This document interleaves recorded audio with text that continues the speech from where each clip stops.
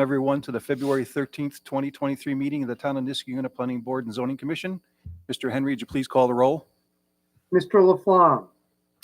Here. Mr. Scributinus is excused and absent. Mr. Khan. Here. Mr. McPartlin. Here. Mr. Darpino. Here. Ms. Gold. Present. Ms. Strang. Here. Mr. Drescher. Okay. And Chairman Walsh. Here. Okay, thank you. All right, so we have 3 sets of minutes to review tonight. The first set of minutes being from the December 12th, 2022 meeting. All those were included in your packet and posted to the website. Can I have a motion for approval for the December 12th, 2022 meeting minutes? So moved, Mr. Chairman. Move for adoption or approval by Mr. Khan. Do I have a second? Second. Seconded by Mr. McPartlin. Any changes or corrections to those minutes? I just have a minor nit, and I don't think it requires us to, as soon as I find where I put it, here it is. Yeah, on line 145 on page 4, it has an H. It's supposed to be he. The E is missing. That was the only thing I could find. So I think we just do a friendly change on that. There's nothing critical there. Okay. Any other changes to those minutes from December 12th, 2022? Okay. All those in favor of the minutes from December 12th meeting signify by saying aye. Aye. Aye. Any opposed? Okay, hearing none opposed, the minutes from December 12th are approved. Next is the January 9th, 2023 meeting minutes. Have a motion to approve those minutes. So moved. Moved by Mr. McPartlin. Do I have a second? Second. And second by Mr. DiArpino. Any corrections or changes to those? I have none. Anybody? Oh, they look good. Okay, all those in favor for approval of the January 9th, 2023 meeting minutes signify by saying aye. Aye. Any opposed? Hearing none opposed, the January 9th, 2023 meeting minutes are approved. And finally, the January 23rd, 2023 meeting minutes. Do you have a motion for approval of those? So moved. Moved by Ms. Gold. Do I have a second? Second. Seconded by Ms. Strang. Any changes or corrections to those meeting minutes? I have none. Okay, seeing or hearing none. All those in favor of approval, January 23rd meeting minutes signify by saying aye. Aye. Any opposed? Okay, none opposed. The January 23, 2023 meeting minutes are approved, and I'd like to thank Mr. Connolly from the planning intern for taking care of those minutes and getting us caught up. He did a nice job. So thank you, Mr. Connolly. And I also, Mr. Chairman Watson, I also want to comment to thank Laura and the planning department for including all the letters and emails that you received into the record concerning Ruffin Road and the Mohawk Golf Club. Thank you. Okay, thank you. All right, so next up, we have a public hearing tonight. Public hearing for 3900 State Street, which impacts 17, 25, and 33 Fagan Ave. And this is the Kia Automotive dealership looking to take down some homes and put up a parking lot. Mr. Henry, would you please read the notice? Notice is hereby given that pursuant to the zoning ordinance of the Town of Niskayuna, New York, and the applicable provisions of the town law of the State of New York, a public hearing will be held by the Planning Board and Zoning Commission of the Town of Niskayuna in the Town Board Meeting Room at 1 Niskayuna Circle on the 13th day of February 2023 at 7 p.m. to consider an application from Mitch Cromer, agent for Matthews Kia of Schenectady, for a site plan review and special use permit at 17 South Fagan Ave, 25 South Fagan Ave, and 33 South Fagan Ave, in conjunction with the existing business at 3900 State Street in the Town of Niskayuna. The property is located within the CH Commercial Highway Zoning District. A copy of the site plan application will be available for inspection at the Planning Department in the Niskayuna Town Hall and can be viewed on the town's website under the News and Announcement tab and will be shown electronically during the public hearing. If you wish to express an opinion regarding the public hearing, you may do so at the above mentioned time and place. If you cannot be present, you may request a virtual login to the meeting by emailing Laura Robertson or calling 518-386-4531, or you may set forth your opinion in a letter which will be made part of the permanent record. The Planning Board and Zoning Commission of the Town of Niskayuna will hear all persons interested during the aforementioned public hearing. By order of the Planning Board of the Town of Niskuna, New York, Kevin A. Walsh, Chairman, Planning Board and Zoning Commission. Thank you, Mr. Henry. So what we'll do is we'll have the applicant or representative of the applicant come to the microphone and give a brief overview for the public before we open the floor for the public hearing, okay? Hello, everyone. My name is Devin Dickinson. I'm with CHA. Yeah, you might want to pull that mic, I don't know if it's on, pull it down maybe. There we go. How's that? Better? We on? How's that? Yeah, sounds like you got it. Yeah, Okay, on? thank you. Okay. Devin Dickinson with CHA Consulting, here on behalf of Matthews Auto Group with Vincent Salvani. So a brief overview, Matthews Auto Group recently purchased the Kia dealership. They were approached by the owners of 17, 25, and 33 South Fagan to see if Matthews is interested in purchasing their property to expand the dealership. Because it is in a commercial highway zone, Matthews Auto Group was interested and they pursued that. They are currently in contract with condition of approval to purchase those 3 lots and put in additional parking for new inventory. I think that pretty much sums it up for what you have there. Right, in the picture of the current Kilo dealership and the proposed lot and the 3 parcels that would be impacted is showing up on the screen there, right? Correct. Okay. Anything else you'd like to add? I think that's. Okay. All right, so we'll open the public hearing. Anyone wishing to be heard regarding this 3900 State Street application, please come to the microphone, state your name and address for the record. We'll listen to what you have to say. This is the public hearing for 3900 State Street, the Kilo dealership. Anybody? No, we have anybody online, Laura, tonight that would like to be heard? I didn't receive any requests to be online. Sometimes people just get the login anyway, though. Is there anyone online? I did receive a phone call. From 25 South Amherst Ave. And they wanted to pass on the concerns that there is currently offloading of 18-wheeler type of car deliveries on South Amherst Ave. And when 2 of them are there, which does happen, the road becomes completely impassable for emergency vehicles. She said that she's talked to the drivers a couple times, and they would say that they'll only be there for 5 minutes and then they'll be there for like 2 hours, and it's very concerning to her. She also mentioned that there's a lot of light bleed off from the side of Kia into the residential homes on Amherst Ave, and that she has asked for them to tip the lights down even just an inch to see if it would make it better, and they have not. And she also was concerned because regular people are not allowed to park their cars in the lawn. It's against our code, but she does feel like she sees cars parked on the lawn in both the Kia properties fairly regularly, and so it feels unfair to her that residents can't park their cars on the lawn and Kia Deer seems to be able to just park their cars on the lawn. So those were her 3 concerns that I promised I would pass on. No, thank you. No other phone calls or emails or letters received regarding this not. application? Nope. Okay. All right. Last one more time. Anybody here in public or anybody online that would like to speak regarding the application at 3900 State Street? Okay, seeing or hearing no one, we'll close that public hearing. Thank you, everyone.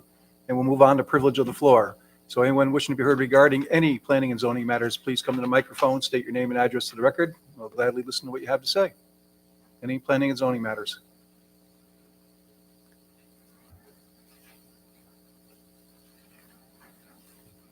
Good evening. My name is Suzanne Mason, and I spoke on the 23rd of January about a situation that would cause wildlife to lose a place to live off of Ruffner Road if a proposed development went in. And I thought that I had made myself very clear, and you people were very kind to listen to me, and I thank you for that. But someone else got up and said that there was no wildlife living there, and I don't think that person lives anywhere near Ruffner community. So I wrote this letter, and I thought it's very short. I'd just like to read it. Our house is located at 2144 Mountain View Avenue in back of 1230 Ruffner Road, and is on the path of wildlife that's on its way back and forth to one of the few really wild areas left in Niskayuna. This area is part of the Mohawk Golf Club, the owner of which would like to turn it into a housing development. For 40 years, my family has enjoyed watching various animals travel from areas downhill from us through our yard, then up through the yard at 1230 Ruffner to cross the road to this wildlife haven. The previous owner of 1230, and she said that I could quote her, she used to laughingly call her yard a wildlife highway as she watched from her sunroom at 1230 Ruffner Road. A special benefit of this area is that it shelters many forms of wildlife, including owls, hawks, and foxes, all predators that keep the rodent population down. The destruction of this natural habitat for these beneficial species and construction of a bunch of cookie cutter houses on cramped lots would definitely have a negative impact on the quality of life for the entire Ruffner Road community. And I urge you to please vote against this destruction. Thank you. Thank you. Privilege of the floor. Oh, here we go.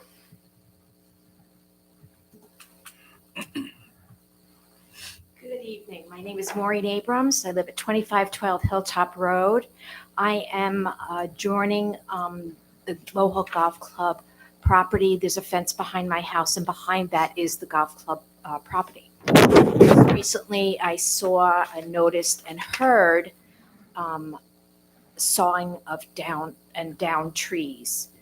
It seems to be that they clear cut a great deal of forest already on the golf course. And it's not exactly where the proposed building of homes is. It's further into the property, and it's on the west side of the waterway that's on the property. There's a few ponds and waterways directly behind my house.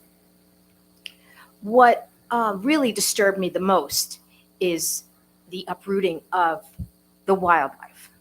Through my property alone, I get deer, fox, hawk, owls, chipmunks, of course, woodchuck. I'm just trying to come through a whole list of the wildlife that have actually been in my backyard, and they go under the fence or over the fence, and they're on the golf course. So from my kitchen window, I can see deer up on the higher points of the golf course, all seasons. I am very concerned that the golf course has actually clear-cut property without the knowledge of our tree council, or actually you as a board. And I'm unsure if they actually obtained the proper permission to do so, and I'd like that investigated.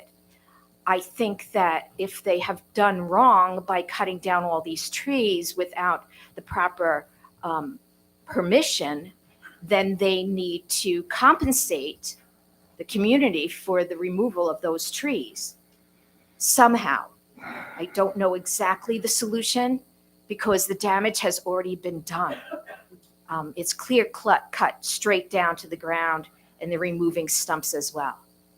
It's like they took a beautiful forest, thickly grove trees that were there, very old trees too, and with no regard to that, just clear cut down to the ground. So the golf course has plans. And why they did this, it's unknown to the public. So I would like some investigation done. I'd like to know what's being done there. It affects my residents and all the other residents along the golf course and our whole community as a whole. So that's why I'm here tonight, and thank you for listening. Thank you. Anybody else? Go to the floor.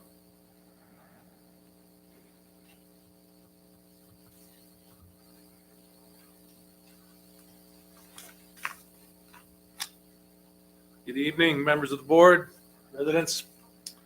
I am here tonight to read a couple of emails on behalf of two residents on Row Road and on Ruffner Road. And sir, your name and address, please. My address is 1265 Ruffner Road. The first email is from Rebecca and Justin Craig, to whom it may concern. We moved to Ruffner Estates in November 22 after spending 3 years in the Mount Pleasant area of Schenectady. While there was no need for us to move only 10 minutes away, the beautiful old homes, the natural land surrounding the golf course, and the sense of community were driving factors in our decision to relocate. We have nothing negative to say about our experience in this area. We love it. However, we are disappointed to learn of the proposed housing development associated with the Mohawk Golf Club and would like to state our opposition to the project. Development of the land neighboring our property contradicts why we made the decision to live in this area. We do not want to be unwillingly subjected to constant construction noise, the loss of nature, or other negative impacts the project will have on our overall quality. Or personal feelings aside, we have major concerns about this development being a hazard to both public safety and the environment. In regard to public safety, it would be beneficial to see traffic studies for this area in particular, and within similar developments to better understand the impact a project of this scope and scale will have on traffic patterns and flow, as well as potential effects that may occur, increased usage of the roads. Also, from what we have observed during our time here, this is an area where children can safely play basketball at the end of their driveway, ride their bikes with skateboards in the street.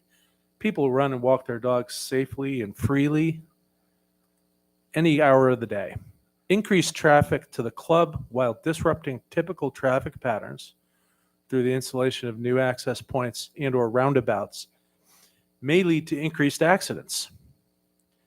With this, we implore those making the decisions around this proposal to consider the outcome which may occur when combining this increased traffic and new traffic patterns with golfers who drink on the course all day and then exit into the surrounding neighborhood, especially during summer vacation in an area where families previously felt safe to use the space in or on the road.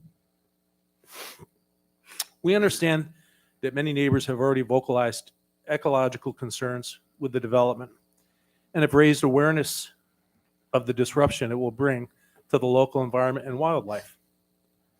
We can speak personally to the fact that the tree line in our backyard, situated between Row and Ruffner Roads, shared with the proposed development, hosts a number of animals, including birds, squirrels, rabbits, deer, fox, raccoon, among others.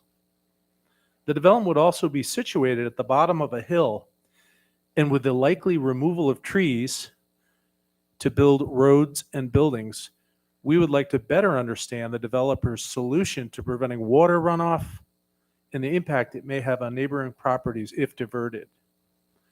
Insight from the local conservation board and/or the Department of Environmental Conservation would be invaluable in this instance. In addition to the concerns raised by the development of the land itself, the public statements made by the developer and their associates are dismissive of the growing community concern. A January 25th article in the Albany Business Review has a representative for the project as saying that the development would fill a need in Niskayuna. This same article explains how an existing house purchased for $391,000 would be demolished to make way for $550,000 to $700,000 townhomes and single-family homes. With the number of new builds going up in Niskayuna, Clifton Park, and surrounding areas, it would be beneficial to understand where this claim originates and what data the developer is using to substantiate and determine a need, especially considering recent layoffs for large corporations, typically with bringing people into the capital region, namely GE, Global Foundries.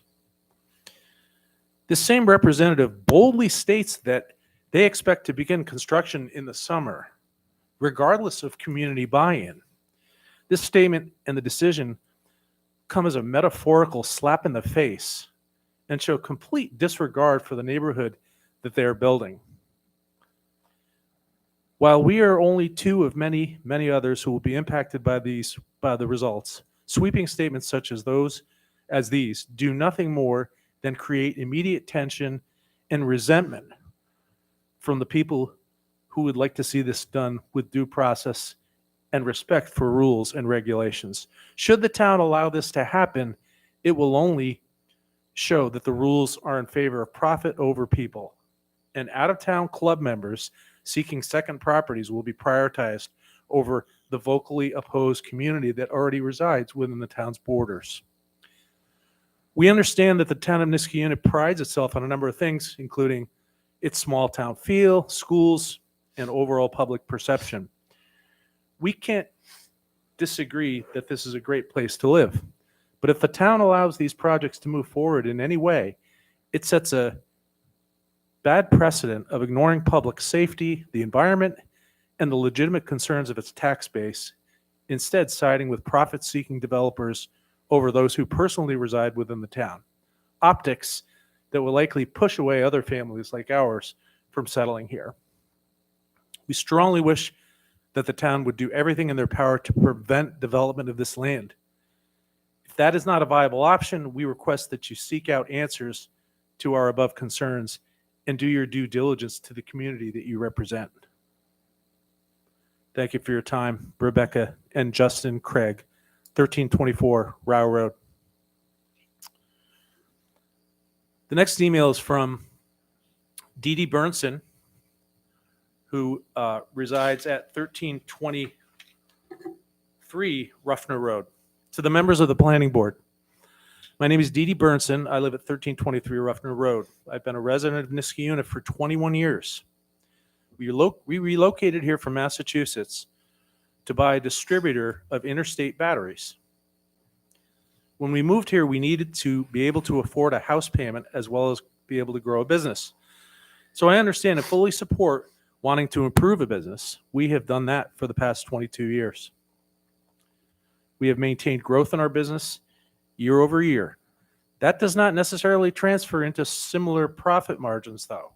Owning a business means having to deal with many cons that most are not familiar with, especially since the arrival of COVID. Costs have skyrocketed in every sector of operations, and I'm sure the club is not immune to those increased expenses, either which is why I suspect that they are looking to develop the 14 acres off of Ruffner Road. We chose to move into the Rosendale Estates neighborhood of Niskayuna, and we specifically moved here for two reasons. One, the great ratings of the school district, and two, the atmosphere and character of the town and its neighborhoods. There are many fully developed, mature neighborhoods with ample-sized lots which house many different styles of well-maintained dwellings, all captured in areas perfect for walking either as a family to friends' houses or just strolling around with the dogs. We first lived on Priceman Drive, then moved to Avon Crest to a larger house once we were able to secure our finances after operating our business for a few years. The house I currently reside in is my third house in this town. For a short time after my divorce, I moved to Burnt Hills to escape the high tax burden, but decided in less than a year that I missed all that Niskayuna has to offer. It felt like home, so I found a house in a neighborhood where I can care for my aging parents and my older rescue dogs. There have been many changes that have occurred in the past 20 years or so, mainly in the area of new developments. The wild, undeveloped areas are quickly disappearing, and with that, so is the original atmosphere that I fell in love with in this town and leaves me wondering what the long-term plan is for Niskayuna. Are we striving to be more like towns with similarly rated school districts, which are more developed, like Bethlehem, Delmar, or Clifton Park? We considered those areas when we relocated here from Massachusetts, but decided those towns were not for us. They were too city-like, even though they did have areas that were more residential. They didn't seem to have the small town feel we were looking for with the many conveniences Niskayuna offers. Hawthorne Hills is a neighborhood with history. It is a well sought after area in the real estate market. People specifically request this area of town.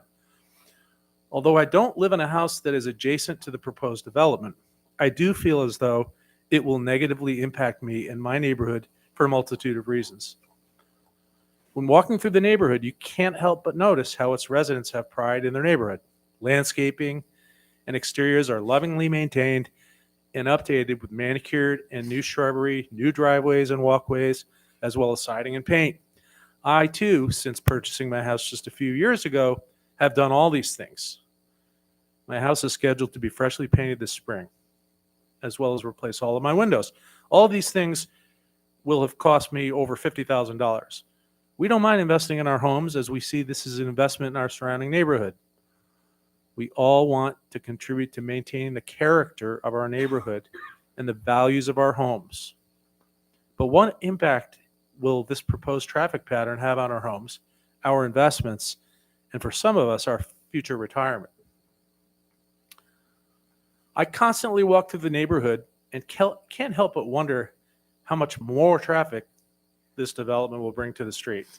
Ruffner Road is already a cut through for people coming from Rosendale Road to get through to Windsor, onward to the shopping center or the Coop, not to mention everyone that travels Ruffner to get to the high school. There are many people who drive through the stop signs already with no regard for pedestrians. In addition to the increased traffic load, the idea of destroying the wildlife area to put in a development that will not look anything like the existing neighborhood does not seem like a trade-off any of us in the area are willing to make. Driving up and down Ruffner Road is such a pleasure to look over into the backyards of those houses and see the wooded area, which houses the deer and the foxes that traipse through the neighborhood. I have been so lucky to see 4 deer and 2 foxes walking through my backyard between my house and the houses on Row Road. On the other hand, my house, which has natural cedar shakes and siding, has been the target of a woodpecker this past summer. Me both.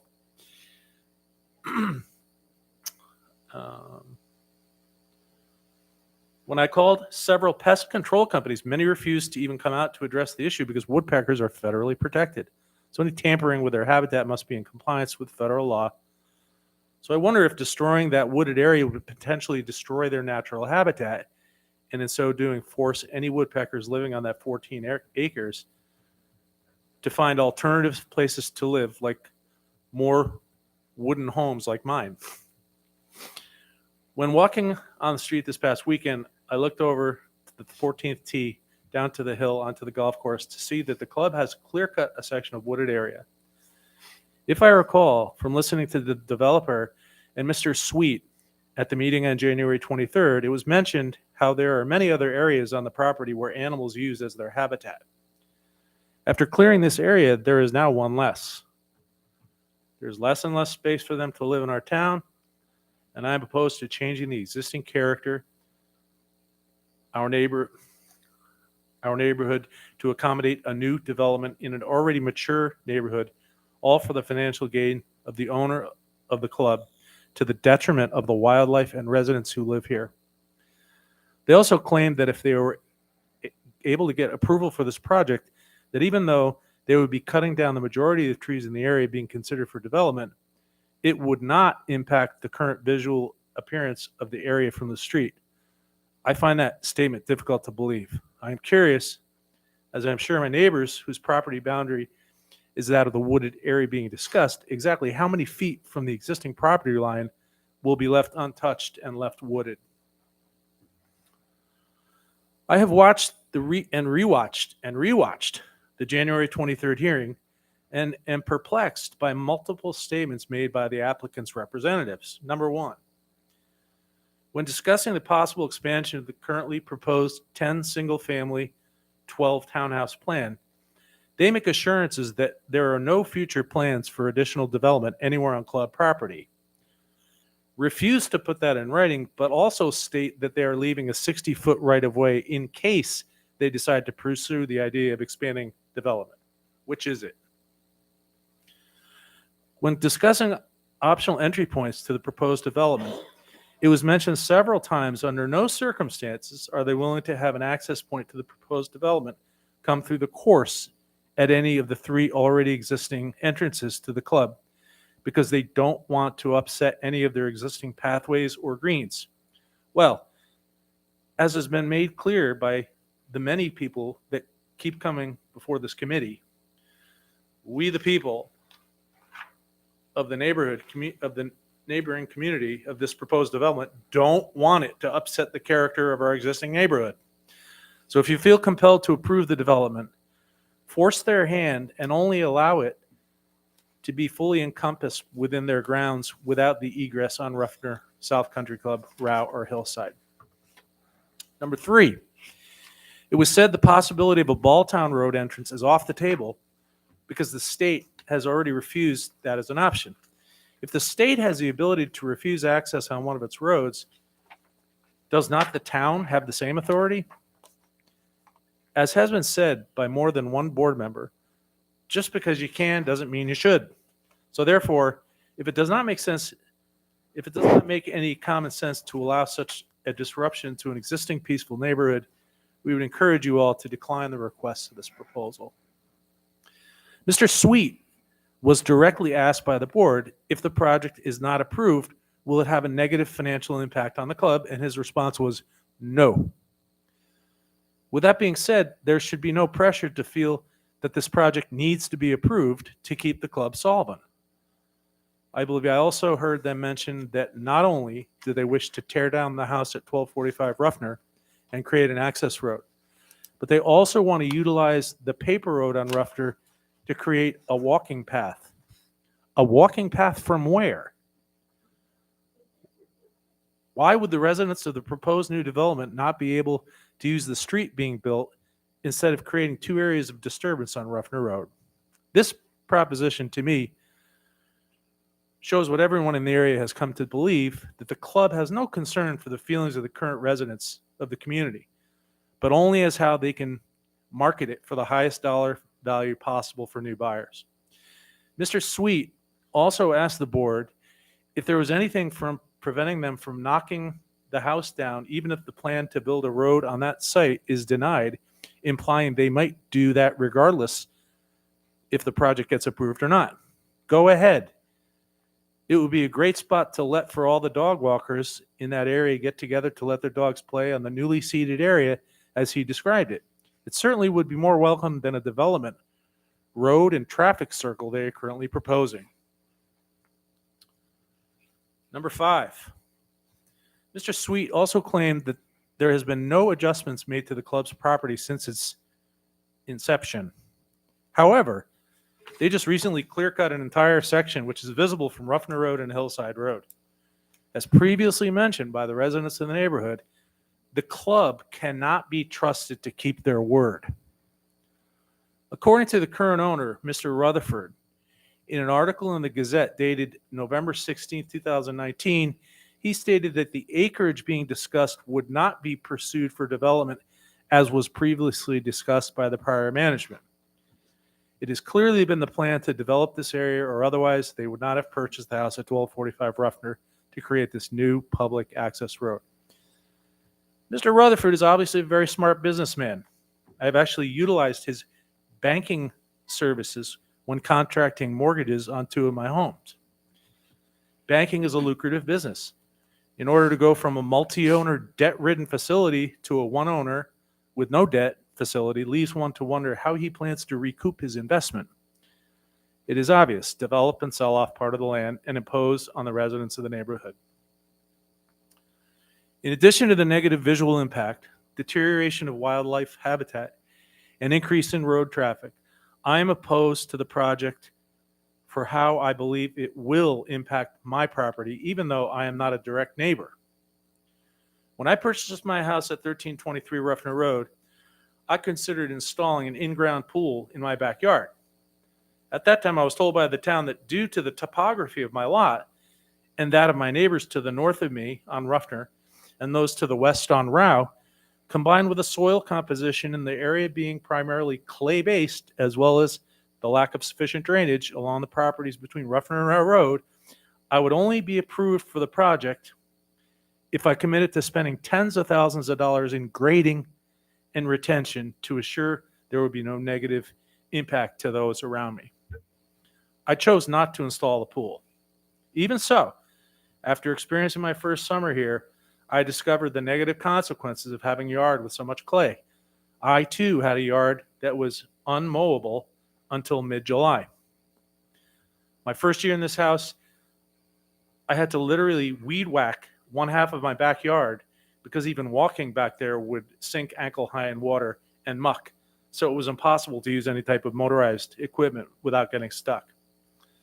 I hired a professional landscaper familiar with the area to create a French drain mimicking a rock riverbed with a collection area and gather rainwater runoff. When doing so, I made a point to put berms around the collection area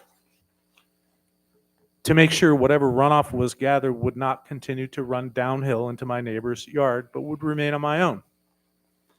Looking out my back windows, I can see standing water in my neighbor's yard on Rao Road for a couple of months during spring and the rainy season and fall. I didn't want to alleviate my problem by creating one for my neighbors. Not to mention during a good rainstorm, I continued to encounter issues with rain flowing down the street and into my driveway like a running brook straight into my backyard. I still need to have more work done in my backyard to remedy these issues. Water runoff and drainage is already an existing problem in our neighborhood without the possibility of any negative side effects that will be created by the addition of a subdivision in an area that is currently wooded and by replaced by large areas of blacktop. If the town does somehow feel compelled to approve this project, I would ask you to insist the project share the same characteristics of the existing neighborhood by mandating similar style houses with similar sized lots. I respectfully request that you please do not change the neighborhood in which I have come to love. I apologize for the length of this letter, but the more I have learned about this project, the more I have become passionate about all the reasons I am opposed to it. Thank you for your careful consideration of the lifelong impact this project could have on the lives of those who live in the neighborhood, as well as the character and reputation of Niskayuna as the entire community. Respectfully, Dee Dee Burnson, 1323 Ruffner Road. Thank you all for listening. And Laura, thank you for working on those emails. Appreciate it. Okay. Anybody else for privilege of the floor? My name is Johanna Horowitz. I live at 1223 Ruffner Road. I just felt compelled to get up and bring the issue up. Several meetings ago, Mr. Sweet had mentioned that Mohawk Golf Course has always been a good neighbor, which was a little jaw-dropping for me, and I can tell you why. I can tell you the story. No, they have not been Mr. Rogers. They have not been great neighbors. They're a commercial enterprise. I get that, but they're self-interested and to the point of accosting the neighbors. We're not only a neighbor, we're a next door neighbor. Our backyard adjoins the golf course, and on the other there's a kind of a chain link fence. And on the other side of that chain link fence, there's a buffer, and there is the greens on the other side. We moved in 1989. We first moved in. We moved in March, and by June, we didn't have like ducks in the backyard like another gentleman did earlier, spoke about. We had these swarms of mosquitoes, and couldn't figure out why we had water and mosquitoes because it's actually somewhat on the top of a hill. But we discovered that there's clay, and there are times during the year when it's rock hard and you see every animal track, but then other times where it's ankle deep. On the other side of that chain link fence, many months out of the year, it is ankle deep, and thus the mosquitoes. So my kids, we had young kids at the time, and they did not want to play in the backyard because they were getting chewed up. So I called up the golf course and asked them, is it possible for you to do something about the standing water, or is it possible for you at least to spray back there so that we wouldn't be tormented by these mosquitoes? And I was told by the person who ran the grounds at the time that that wasn't possible because it was a wetlands and they couldn't interfere, they couldn't spray, and they couldn't do anything about the water. So that was more or less it. We still don't really use the backyard in the warm weather. We don't use the deck. It's very buggy. So that was one thing.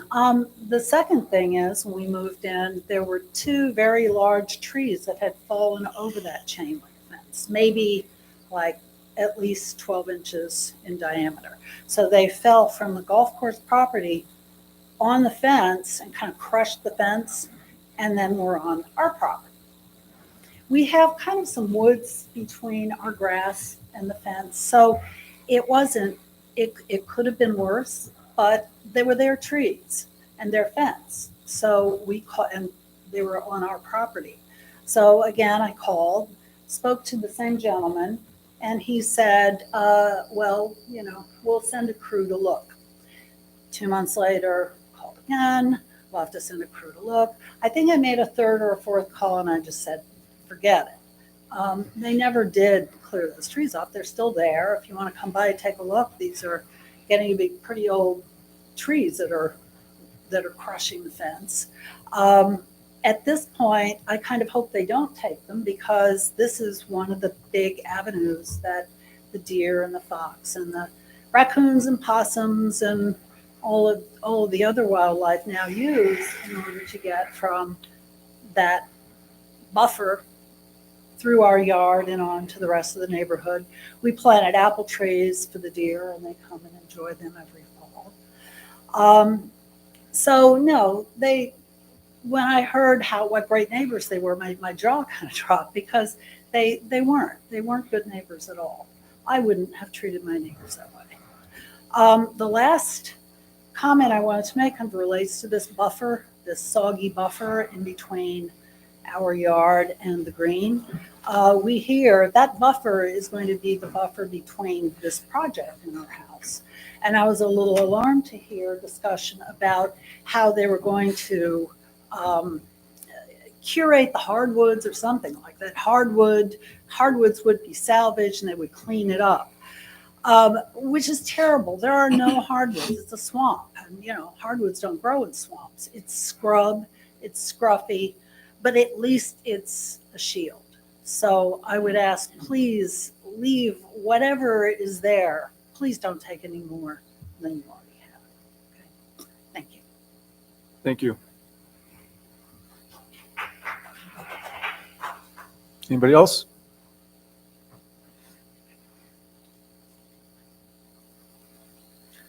My name is Charles Horowitz. I live at 1223 on Ruffner Road. I've spoken to you before, and I don't have any new arguments to make other than to say that nothing that has been said has altered my opinion of being firmly against this project. I would like to talk about who some of the people are, who most of the people are that are opposing this project, such as myself. I went home, and it was several years ago that I realized that I have actually paid more in local taxes than I paid for the house when I first purchased it. As I've listened to my neighbors speak, I see there are many other people in that situation. We have actually paid more in taxes than we purchased for the house. As I listened to some of the newer people who have moved in and the younger people, I don't think they realize it. But the reason they are here is because they know that will be the case for them too. This is a very stable and permanent community that is lining up on the same side of the fence against this project. And I think it's important to realize that these are the people who are speaking to you. This is how they see themselves in this community. That's important. And because to approve this project isn't just something that happens in the moment. That is a permanent change in everything about the neighborhood, something that will last forever. It isn't just something that will happen for a moment and then be over. It is a permanent change. And we're opposed to that because we are living in those houses for the long haul. And we don't want a permanent change such as that to take place. That's my point. Thank you very much. Thank you.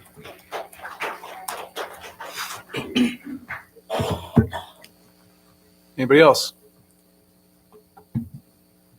Last call. Privilege of the floor for any planning and zoning matters? No? Okay. Laura, did we have anybody online for privilege of the floor or any other communications? I did actually give the meeting invite out, so maybe just leave the floor open for the online people if they. Yep. Anybody online would like to speak under privilege of the floor?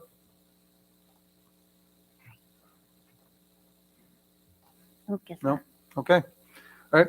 Thank you, everybody. We'll close privilege of the floor. Thanks for your comments.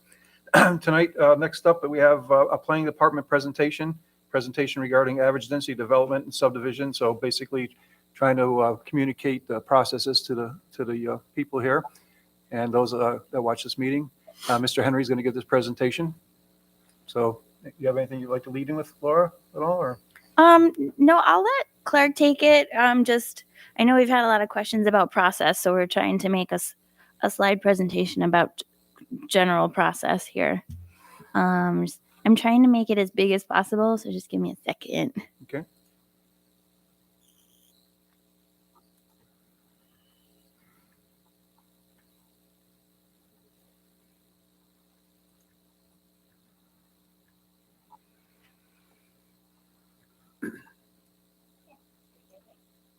Okay, great. Thank you, Laura.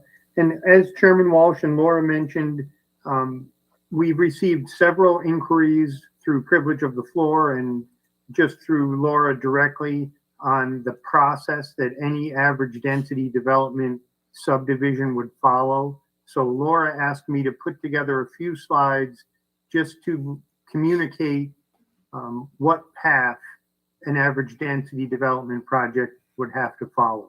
And you'll see we've broken it down into really three main components. First of all, it's a subdivision of land. So one of the overarching requirements and procedures that any project like this would follow is the procedures for subdividing land. And we'll get into where specifically additional information can be found on each one of these topics in a moment, because we're really trying to open up the aperture of the lens to where all of this information can be found that the planning board and the planning department and even the town board will be using for an average density development project. So after subdivision of land, then we have this average density development, which is a certain type of subdivision. And we'll get into that in a moment in a little more detail. And an average density development is what's called a special principal use. And a special principal use requires a special use permit from the town board. So those are really the three main branches of any average density development subdivision. And we'll expand on each of them a little bit as we go through the 5 or so slides that we have here. So next slide, please, Laura. So the next thing we wanted to do was just show everyone the town's website. This is www.niskayuna.org. This is the home page, and all of the planning processes are defined in either the town code or the zoning code. And what we're just showing here is that if you go to this website and click on that box that says town code, that will take you to the town code. So next image, please, Laura. So if we clicked on that town code button, we would come to a whole listing of areas under the town code, starting with chapter 1. And if we scroll down all the way to chapter 189, there's a chapter called subdivision of land. So this is the chapter that includes all the steps and requirements that any project would have to go through when land is being subdivided. And an average density development project is kind of a subset of that subdivision. So that's the main chapter on subdivision of land. If we scroll down a little bit further, down to chapter 220, we would see a chapter called zoning. And that would lead us to all of the zoning code that dictates a lot of what guides the planning board as they're looking at all different types of projects. The subdivision of land chapter is divided up into 6 articles, and those 6 articles include a total of 28 sections. So there's quite a bit of detail in there. We're not going through all of that detail during this short presentation. We really just want to point people towards the information. And of course, if anyone has any questions, they can reach out to Laura or the planning office, and we can follow up and help them with any questions they have. Okay, Laura, next slide, please. The next topic we talked about was an average density development project itself. That is in the zoning code. The zoning code has 11 articles, and those 11 articles include 74 sections. Article 6, section 220-28, as you can see on the screen, includes a section called average density development. That's where all of the requirements of an average density development are found. So if you scroll to the next slide, please, Laura. And finally, the third topic that we mentioned was something called a special principal use. And the special principal use code is also under the zoning chapter, chapter 220. If we scrolled all the way down further, we would see Article 10, and that's the special principal use.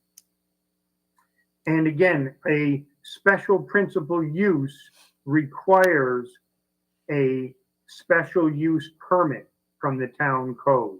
So if you clicked on Article 10 and looked through some of that, you would quickly get to the requirement of a special use permit from the town code. Okay, so next slide, please, Laura. So that all brings us to what we've tried to do is take all of that code and condense it down into a general path that an average density project would follow. And you'll see it's broken up into a couple sections. So the first section is what's called a sketch plan.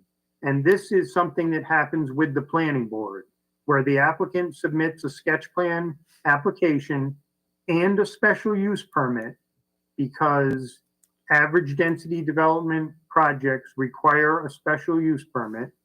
So they would submit both of those applications to the planning office.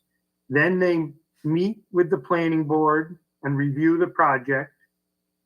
Then other town councils, such as the Conservation Advisory Council, would meet with the applicant. The Tree Council, Complete Streets Council, all of the town's councils typically would interact with the applicant and review the project. Eventually, the planning board would conduct a public hearing before they made a recommendation to the town board on the sketch plan. When the planning board calls for a public hearing, anyone within 500 feet of the perimeter of the project site would be directly notified of this public hearing. And eventually, the planning board would hold a public hearing. They would hear, as we've done this evening, they would hear input from the residents of the community towards the project. And then ultimately, the planning board would act on a resolution regarding the sketch plan to the town board. The next step is the special use permit itself. And this is something that happens within the town board. So the Conservation Advisory Council would make a recommendation regarding the State Environmental Quality Review Act.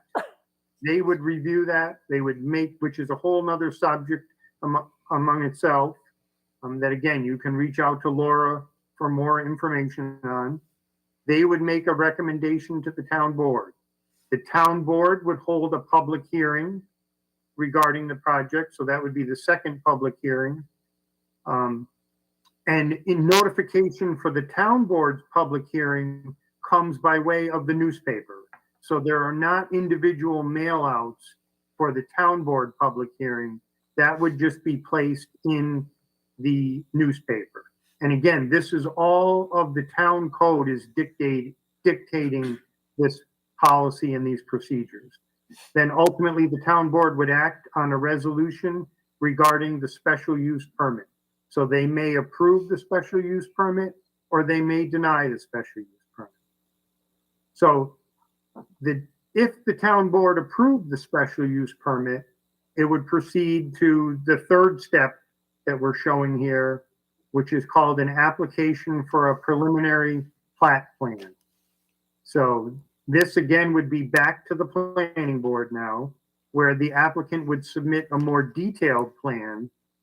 The planning board again would review that with the applicant during public meetings. The Conservation Advisory Council, the Tree Council, Complete Streets, etc., they would all review the more detailed plan now. And the Conservation Advisory Council would make a state environmental quality review recommendation to the planning board on the subdivision. The planning board would then again hold another public hearing regarding the state environmental quality review determination on the subdivision. And ultimately, the planning board would act on a resolution for approval if the project reached this stage. If it reached that stage and was approved, the applicant would then be allowed to construct roads, utilities, and one home. So if it reached that far, there would be a level of approval to the project. And Laura, maybe if you just scrolled down just a little bit more, the next couple steps are more detailed steps within the planning office. A project then goes to the building department for a site development permit application. Then eventually the town would have to accept any roads that were included, and we're just showing some additional steps of the process. So this again is an attempt to take all of those sections of the code that we mentioned and kind of break them down into the steps that would be followed or the steps that are followed on every average density development project within the town. So in response to some of the questions that we've heard, we wanted to get some of that information out in front of people, show them how to get to more detailed information if they would like to get more detail. And again, if you have questions, further questions, feel free to reach out to the planning office and we'd be happy to help you with that. So, okay, thank you, Laura. Thank you, Clark. Okay, anything else on that subject, Laura? Nope. I just think it's helpful for everybody to understand there's a lot of steps in all the processes that we do. All right, I think the only thing you could probably add for the current application, that's the average density development, where like at step 1C, I think somewhere at the top, right, Clark? You didn't mention that, but we're early on in the process. We still, we've been listening to privilege of the floor and we'll continue, but we haven't gotten to the point for a public hearing yet. but there will be a notification as Clark has mentioned. Okay? All right, thank you. Thanks, Clark. All right, we'll move on the agenda. Let's see. So we got a couple items under new business tonight. First item being a recommendation to the ZBA regarding 31 East Street. That's a recommendation to the ZBA regarding a site plan application for a tenant change requiring a use variance to change a portion of a pre-existing non-conforming interior storage use to general office space in the RR 80 zoning district. Do we have an applicant here or online tonight? Hello, Oh, geez, I'm sorry. I didn't recognize that's you. okay. Janet Conus. Okay, thank you. And Mr. Laflamme is the project lead, but I just thought we'd start off before we're going to make a recommendation tonight, see if you, anything you'd like to tell us or any updates you'd like to give, and then I'll turn it over to Mr. Laflamme. Well, I didn't answer all the questions because he was asking me about large loads being delivered. And I was like, you do it every day, so you don't naturally think about these things. We are doing a large project right now at Cross Gates, and we have the material dropped right at the site. So when you were asking about big trucks, actually, we do have the stuff delivered right to the sites when it's real large stuff. Mhm. So we don't have the big trucks going on. We did walk the site when we were up there, and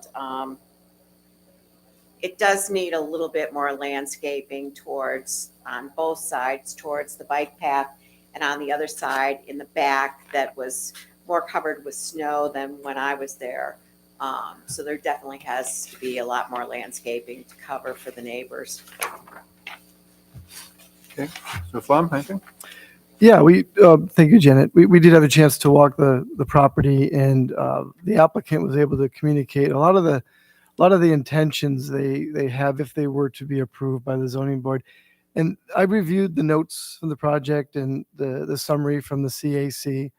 And by and large, the spirit of their recommendation is, yes, it is a use variance requirement.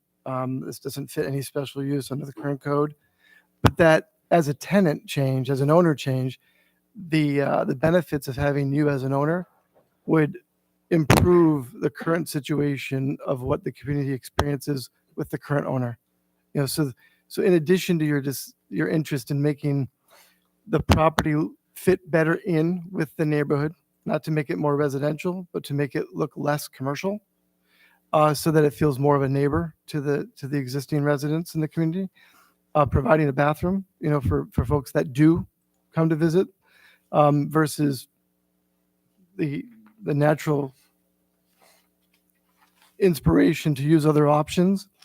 Very close to a bike path that many of our residents enjoy. Eliminates that, perhaps downside to the current use. And the restrictions that go along with the zoning associated with it.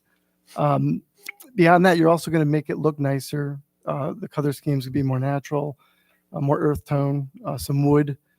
The location of the entrance would actually not be residential facing. It would be the south side. Right. And I think you also, in the application, it indicates the trucks might be to the west, but you're thinking it's actually going to be toward the east, Yes. which is even less visible to the residents.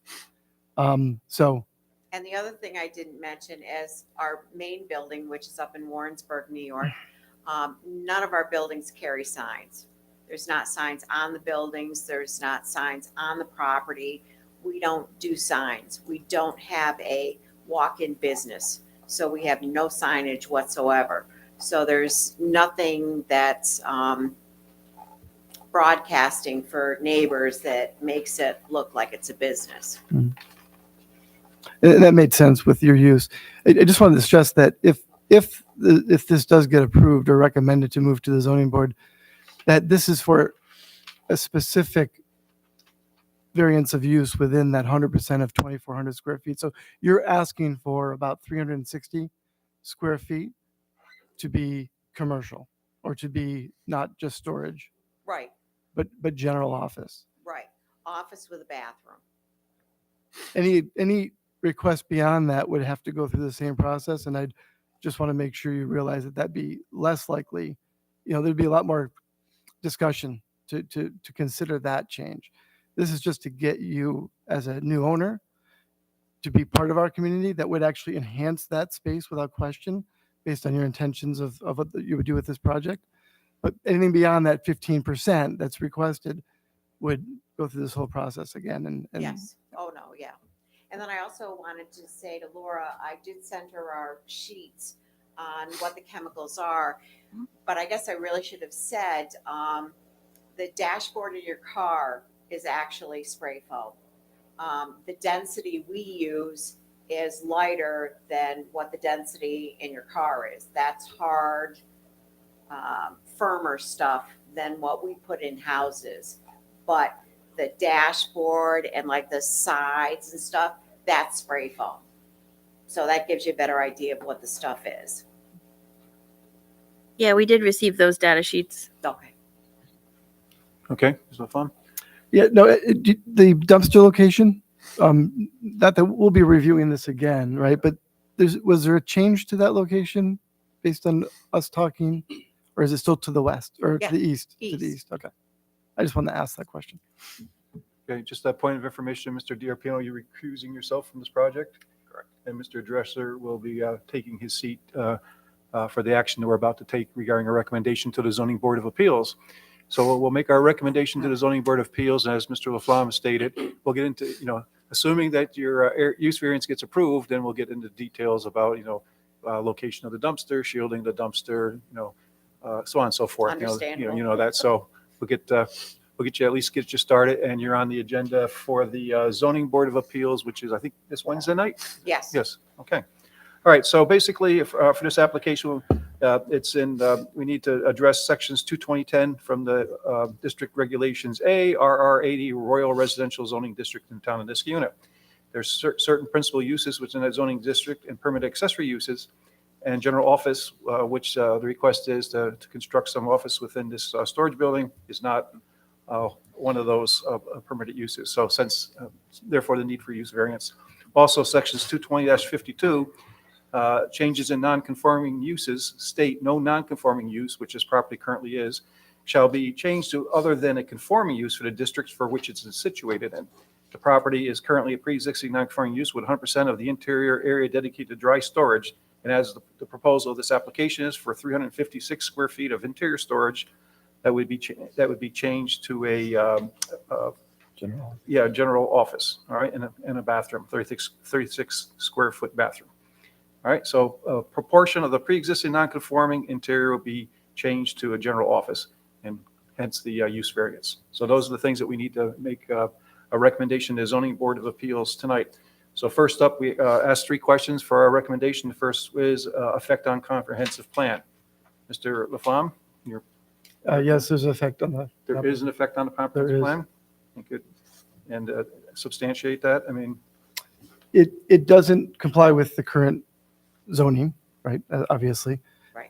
And it is a commercial use in a residential area. Correct. But the improvement, the impact will be positive to the area and therefore align with the comprehensive plan.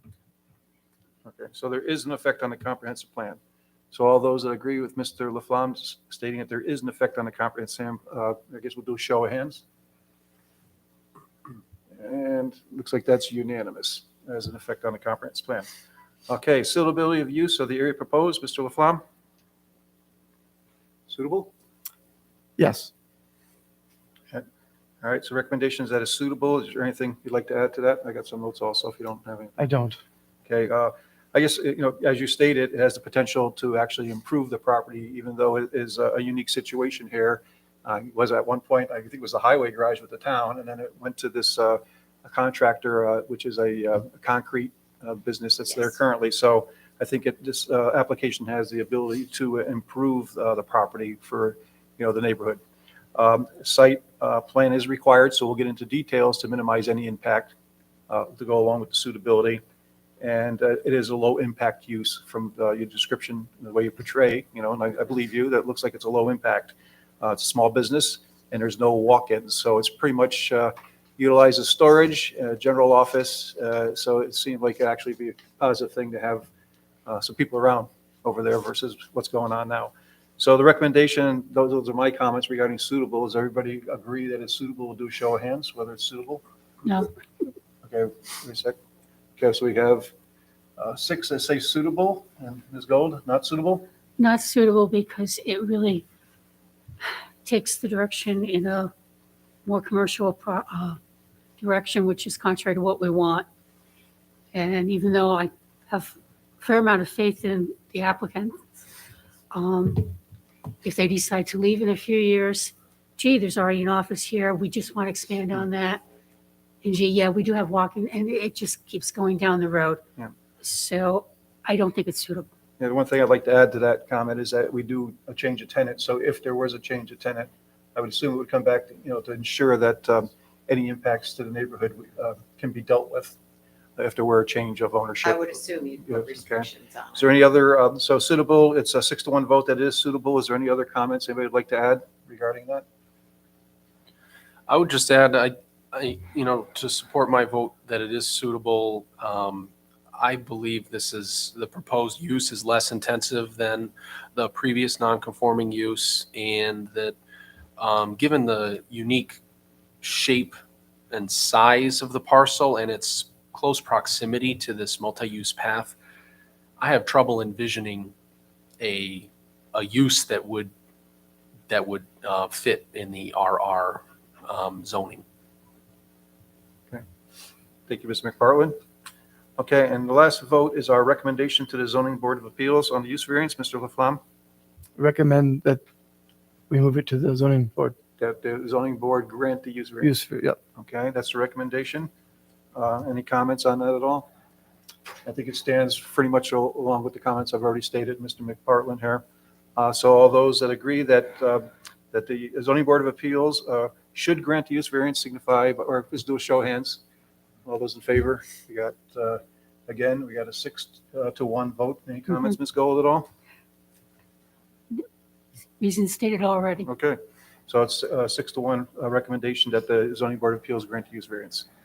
Okay, so we got that'll be typed up and be delivered to the zoning board of appeals for Wednesday night and be reviewed by, I believe, Ms. Robertson at that meeting, if she's going to be there, or somebody from the planning office. And we'll sit and see what happens with the zoning board of appeals, and we'll see if we get you back or not. Thank you very All much right. for your time. Yeah, and thank you for coming tonight. Thank you, everybody on the board. Appreciate that.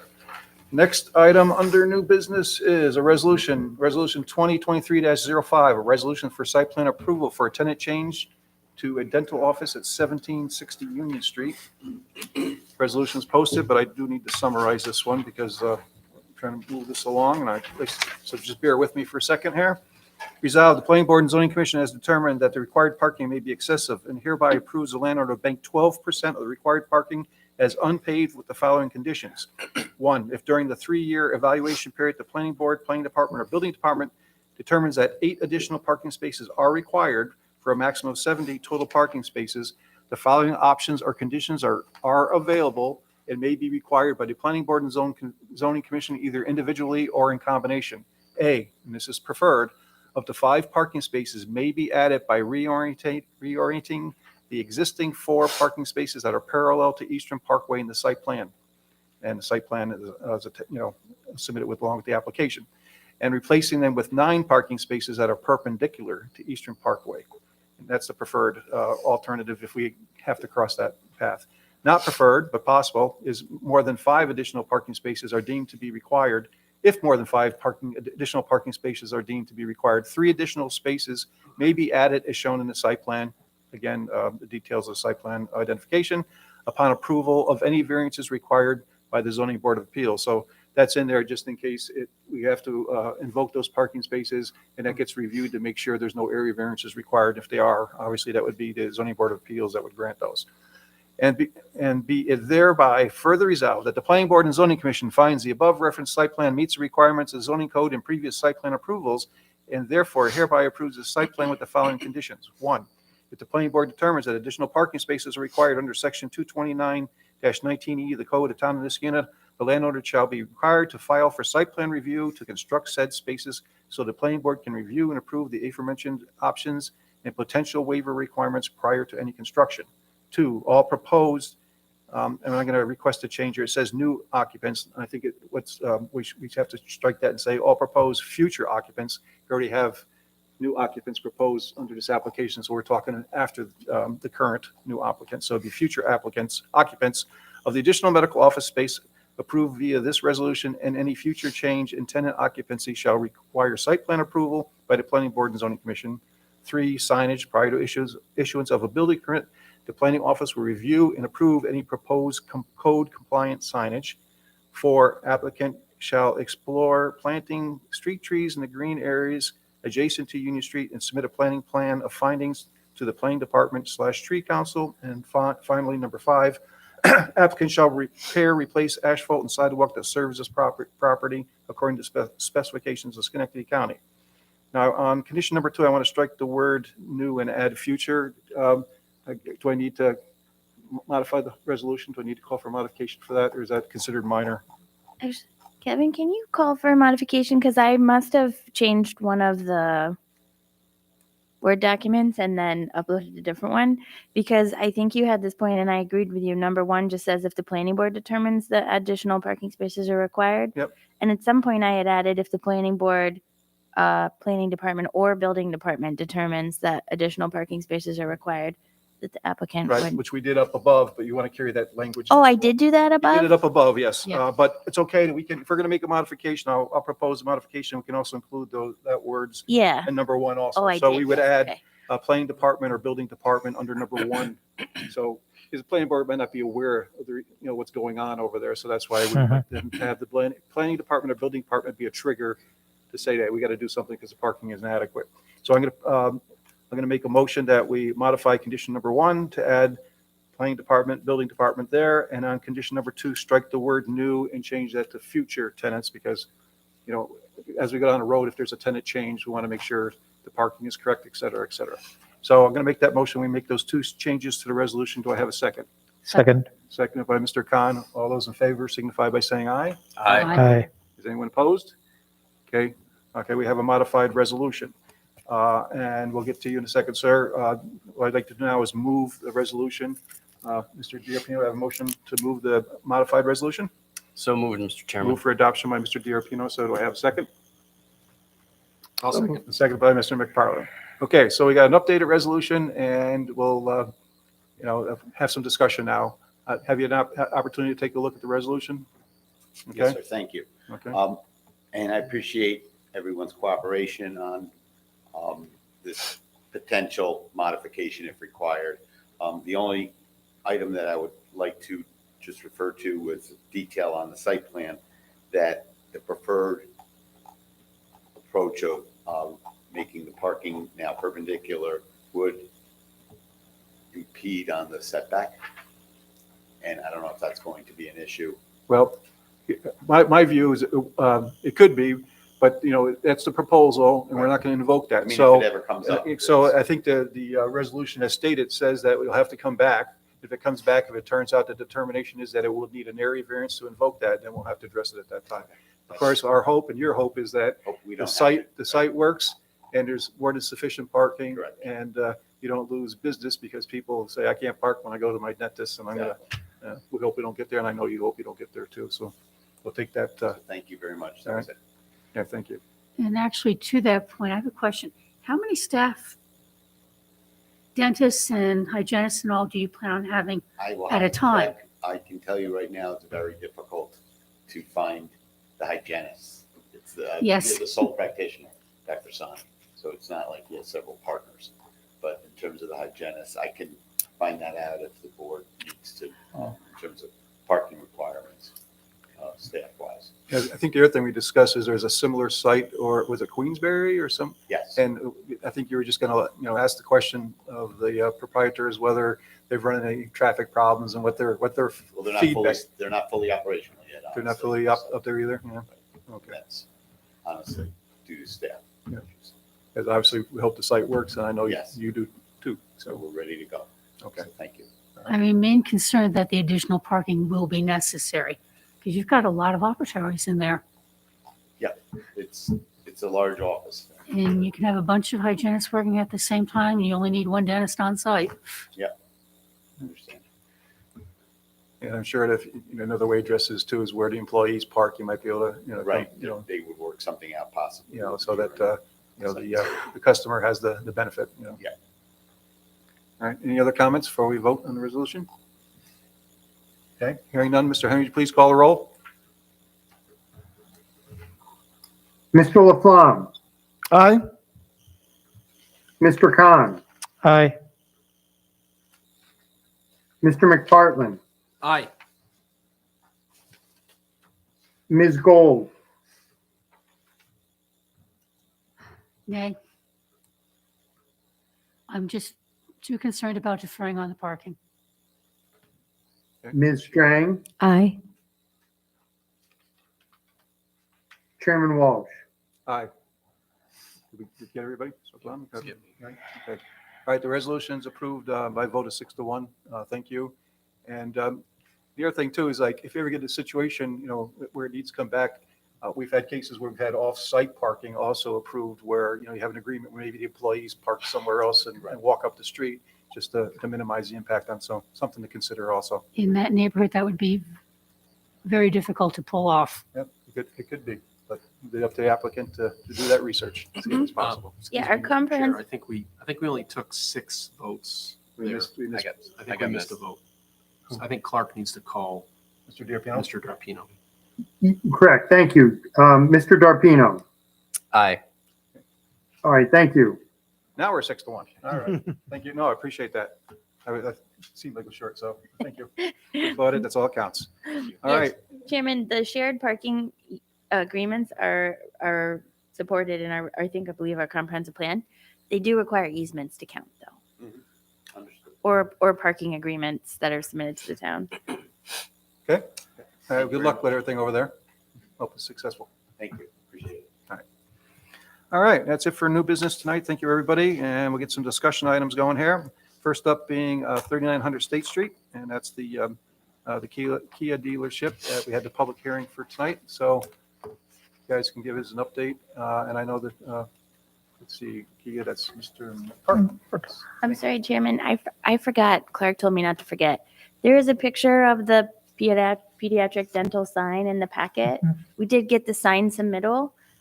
It is too big, but I believe the applicant's going to try and bring it down into compliance.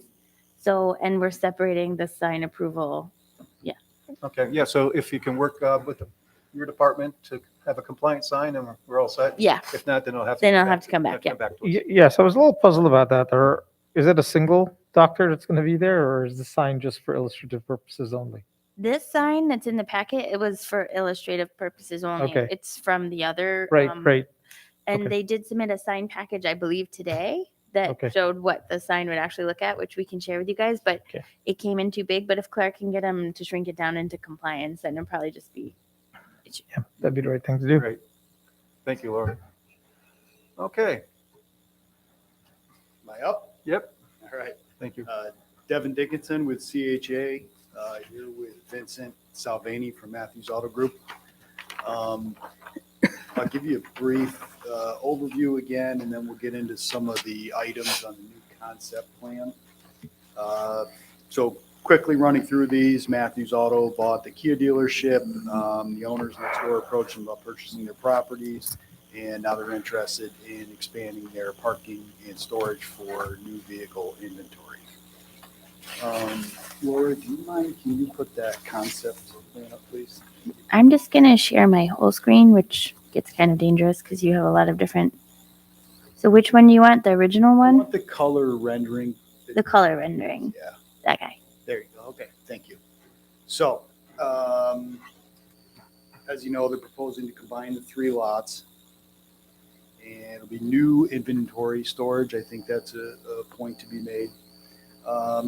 The parking lot has been designed and laid out to adhere to all the town parking standards. So even though it's going to be used as an overflow lot, it does still meet all the parking standards. The concept plan that we prepared proposes parking green space. We have a mixed planting buffer, stormwater management areas, and we also included a privacy fence along the westerly and southerly. This is rotated. So it'd be the top and left sides of the property to try and further buffer for the neighbors. There are currently about 6 mature trees located in the middle of the 3 parcels of various age and species and state of health. We plan to remove those interior trees, and we're proposing approximately 15 deciduous trees and 29 evergreen trees to use as landscaping and buffering. At this point, and really probably throughout the whole thing, we're going to plan pretty minimal site lighting because this isn't really intended to be a show lot. The lighting's really more of a safety feature just to allow staff if they need to move cars or anything after dark. As of right now, the business hours are closed at 7 on the weekdays, 6 on Friday, 5 on Saturday, and closed Sunday. So they don't really operate, deep into the evening hours there. So I don't think we need a huge lighting plan. I don't think that's something that the neighborhood would like either. The lighting will be on during the night though, right? Even after the business is closed. I think you need to have the lighting on 24 hours just for safety reasons. So what I'm envisioning is something, probably freestanding pedestals with something lower, shielded. And like I said, very minimal, just to get enough, maybe 4 lights, just to get enough light throughout the parking area, like I said. Yeah, Laura, I was going to ask, do we, and I'm sorry, I should have checked this, but I didn't, so I'm asking. Do we have a low height ground level lighting ability within the code? Our code is specific to foot candles. Okay, I don't know that there's a limit on height. okay, I could double check for you. okay. I don't want to speak out of turn, but I would imagine you guys are somewhat flexible with the lighting. Do you have any restrictions from Kia itself? Yeah. It's mainly for employee and customer safety. Yeah. Yeah. I mean, the important thing would be, I think, to, if possible, to turn the light away from the residential areas, right? I think you have that opportunity. Absolutely. Absolutely. We're very open to that. Okay, so lastly, one of the big things we changed from the previous plan is we've moved from 2 entrance and exit points to a single entrance. What we've done in lieu of the 2 entrances is we've added access into the main dealer lot. And I think this is a pretty large improvement for a few reasons. One is you're going to cut down on the impervious area and maintain some more of that green space in the right of way there. I think possibly the bigger plus to this is that this allows the 3 different parcels to interact and get in between with vehicles without having to go on State Street. I think it's a big improvement for safety reasons, traffic, all those issues. So I think that was really the big changes from the last one overall. I think it does adhere to the zoning laws, and I think it is an improvement to that area in the neighborhood. And I think it also, the big thing is it allows the Kia dealership to grow and stay in place as opposed to looking for. The entrance to the existing Kia dealership is at the top of our screen there.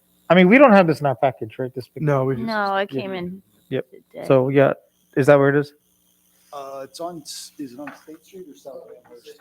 The entrance to the Kia. Oh, yes, where the cursor is. Yep. Yeah, correct. Okay. We tried to keep that as a flow. So it'll go down that side of the building. Yes. Yeah. Yes. The back side of the. Yep. And how, Can I step away from the mic here and just approach? Do you mind, Laura? I guess. as long as you don't say anything. If you're looking to answer the question I asked, I have it answered. Okay. Okay. The only thing I was going to say is the placement of that drive was also planned so that if cars are coming out in the nighttime, it shines on that area in between the residential house and the reconditioning lot. The other driveway that was proposed the first time is like right in their windows. That's approximately where the access is and the curb cut is now too. It's right on top of it. Yep. We try to maintain that same. With this design, how many parking spaces does that design? We have 94 striped spaces with this one. How many were on the other design? I think 107. So what, I'm sorry, I may have missed this. What's the addition of your impervious pavement ballpark? Addition from the last plan or from what's? It's less. It's less than the last plan. 'cause Okay. It's two less than the access last road. one. Yes. Okay, but overall from the development, from the very first, from what it was to begin with? Oh, okay. It's been reduced quite a bit. I don't have those numbers off the top of my head for you because we didn't do the original Yeah. plan. As of right now, what you're looking at is 60% pavement and 40% green space. Have you considered impervious or considered pervious pavement? It is something we've talked about. We talked about it at the CAC meeting as well. It is something I'm willing to consider in portions of. Again, that's a conversation we really need to talk about pros and cons. There are definitely pros and cons in my experience, the porous pavement. I'm interested also, when you were talking about the foot candles, it looks like, and from what I can see, that's all greenery that you have proposed there as the green, right? Would it be perhaps more beneficial than the pole lighting to have something more lower? Closer to the ground. I think. Closer to the ground. Yeah, Just thoughts. Yeah, I think at this point, we're very open to the lighting. I think we have a lot more flexibility because it's not a show lot. Thank you. So the reduction from 107 to 94, I mean, obviously from the planning board's perspective, that's a good direction, but does that fulfill the needs? The original notice that went out had 144 on it. I don't know where that number came from, if that was what our original That was the original plan. original plan. So it's gone down quite a few times. This is a compromise in order to fulfill part of our needs, but also recognize that we are adjacent to our neighbors and neighbors. So this helps. And this absolutely fills our current need as Kia builds back up. God willing, we need more. I mean, we're a business. So God willing, we continue to grow our business. It doesn't mean that it's here, but right now, this helps. Yep. I just got to sell them faster so they're not sitting around for so long. What's that? You have to sell them faster so they're not sitting around for so long. Yeah.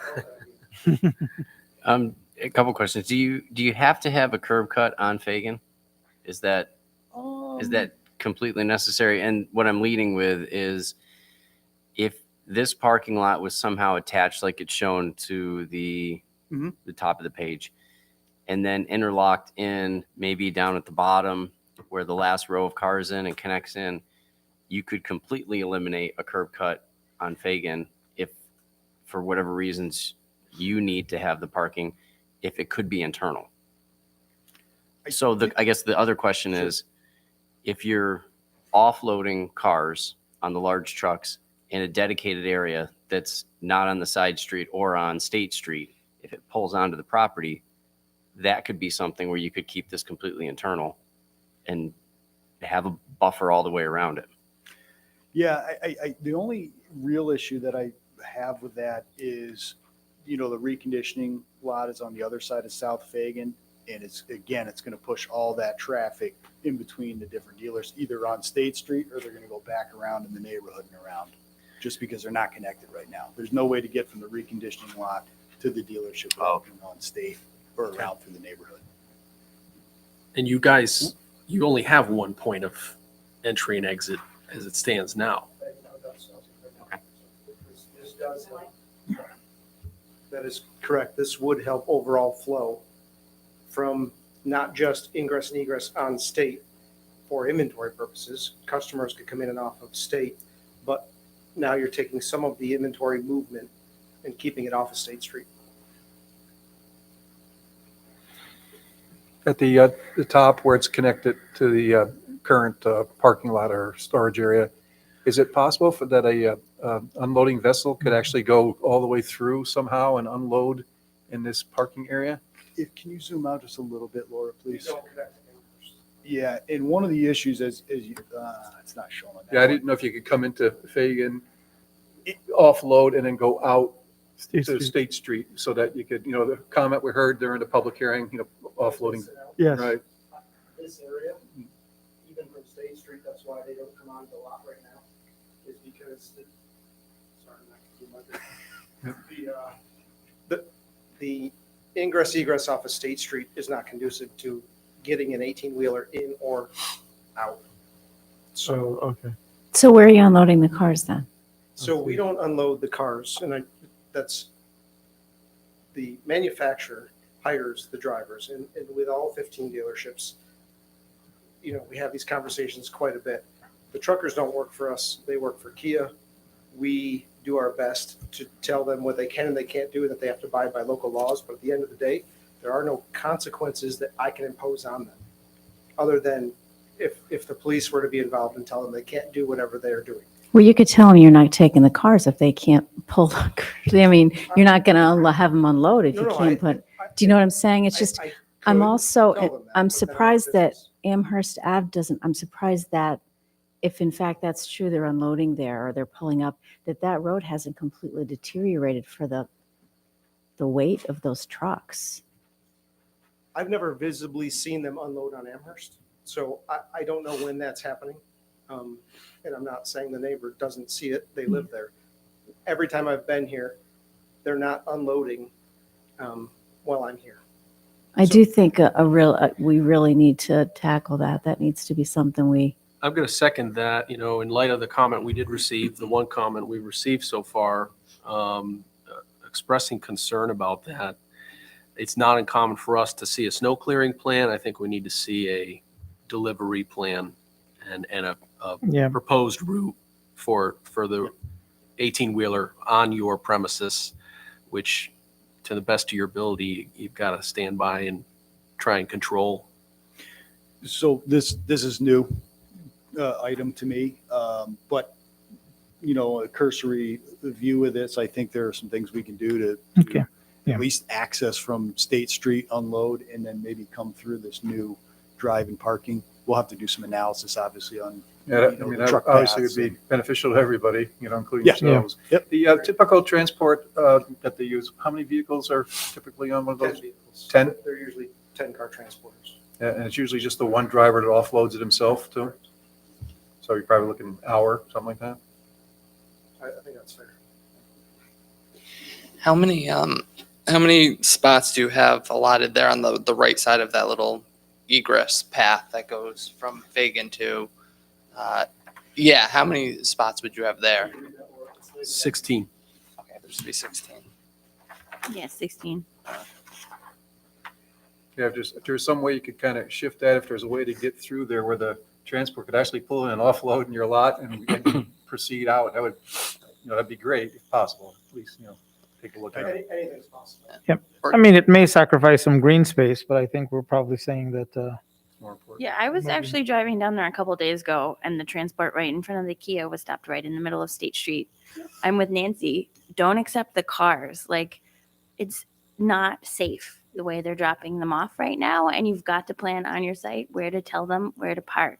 And it's not the only, you guys aren't the only people that hire like the gypsy, so to speak, carriers that are all of the dealerships. You got them all up Central Avenue, and they are stopping in the middle at Central too. And I know for a fact that the town of Colony goes absolutely berserk when they do that. It's a traffic hazard. There's going to be an accident screaming if there hasn't been one yet. But I do, you said this is a new concept. We did mention this before. I definitely think it needs to be tackled before we're through the process. Yeah, absolutely. I'm still playing catch up a little bit. Yeah, So yeah, I mean, I think it's and it does happen, to your point, not just here. I mean, it's including, I've seen it on Route 7 in front of Keeler Motor Car where they're parked right in the median, they're offloading. So But you're at the saying it's apex right, of the but it hill. does happen. For folks that are traveling to the east, Mhm. you come up over that hill, and then all of a sudden you got. So I think you're in a worse landscape situation than the examples that were brought up. Regardless of where it is. Yeah. That's not the place to Right. to offload. And I understand they're doing it because they don't have a better solution that they know of. So we will bring a better solution. Yep. I mean, I like the way this looks a lot better. I think it's moved in a great direction. It definitely shows some thought for the neighborhood. So I think if there's a way to, within the context of this design, it might be some green space sacrifice. If you can provide a place for the unloading to happen, I think, we're getting really close to. I think we could do it with. Yeah. And that way we accommodate the comments, even if it just be one comment that we heard. Yeah, we're addressing safety, Right. safety issue. And, And I think we can do it with just very minimal loss in green space, if any. We can figure that out. Excellent. Unfortunately, you can't see it's clipped off in here, is you head up the property is a choke point around the corner of that Mhm. building because it doesn't exit onto Amherst and there's parking all around it. So the trucks can't get around there. And I think that's the issue you're having now. They can get in and they can't get out. So I think we can come up with a solution for that. I mean, would we be open to opening a curb cut onto Amherst? I don't think we need it. If you've got one on Fagan and one on State, they can enter on one But they need the right turning Exit. radius, right? and exit on the other. We have the real estate for that. I think we should do our vehicle Okay. path analysis first. I mean, if it really push comes to shove and won't work, we can talk about it at that point. But I think we can get something that works. Is there a curb cut onto State Street for the property where the reconditioning is? Yes. Is it currently used? Is it closer to the Adirondack woodshed, or is it closer to Fagan? Closer to the woodshed? Correct. Almost on that property line. So they could come, you're saying, I see. right? Yeah, so yeah, they They could could come use around. that section, unload across the street, go up the access. Not to give you ideas, that's you're gonna give those ideas to us, but but I honestly, personally, I'm waiting for the design or the site plan that shows me a better optimized, remodeling area and how that remodeling area will incorporate into the delivery and the flow for your main location. Yeah, and I think, Matthews being new owners, I think they've got a lot of things that they're finding and are probably going to address in the future. So I'm sure that's one of them. But yeah, just being lower down and not near the hill, delivery trucks coming in there just seemed a lot safer than trying to get back onto State Street by way of Fagan. That just doesn't seem like a good egress.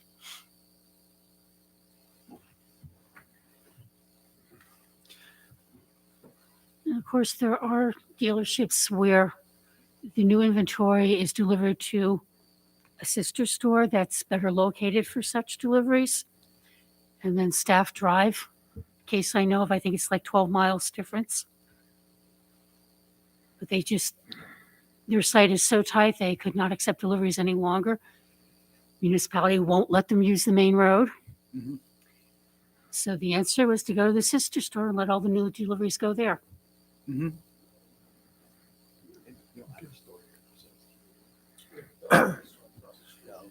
So in terms of stormwater treatment, I see we've got 2 management areas above ground. Are we moving away from the underground Yes. vaults? Okay. Yes. I think the site's going to be prohibitive to underground infiltration. So it's kind of a twofold. We get more green space out of it, and then we treat it on the surface. So Yeah. a chance to landscape. Yeah, that's a nice development. It's probably what I would have started with. Yeah. But I did start with that. I like where it's guess. going. I like it. Looks good. Yeah. So I know you said you're working on an EAF, and Yes. I'm sure the CAC will pour through that at their next meeting, provided that's ready by then. Yes. And then we'll be looking for them to make a recommendation on seeker. Okay. And this board would be making a recommendation to the town board on granting a special use permit. So we going through the CAC first, get seeker approval. Yeah, you'll go Before your before them beginning of next month. I think they're normally first week of the month, and so you got, I think, 2 or 3 weeks turnaround there. Laura, what's the deadline to get you the full EAF? I could probably get it finished tomorrow and get it into you. I believe that it's the 3rd of March because February is 28th.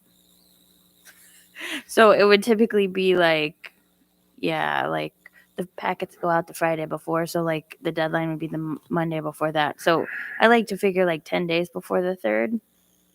Okay. I'm not I'll get good it at to you doing this that in my head. I've got it like Monday, 60% next Monday. done. Yeah. So a week from today. Yeah, I'll get it to you this week. Okay. I've got it started, so. Could I just ask briefly? I know there was a walk of the property. I wasn't able to attend that. Can somebody give me like a rundown what they found basically? Sure. So the walk was attended by myself, Laura, and Mr. Laflamme. Also present were two representatives from CHA, Mr. Dickinson and one of his associates. So we had the chance to walk up and down Fagan, take a look at the reconditioning site as well. Couple of things that I noted, and I welcome Mr. Laflamme and Ms. Robertson's input. We're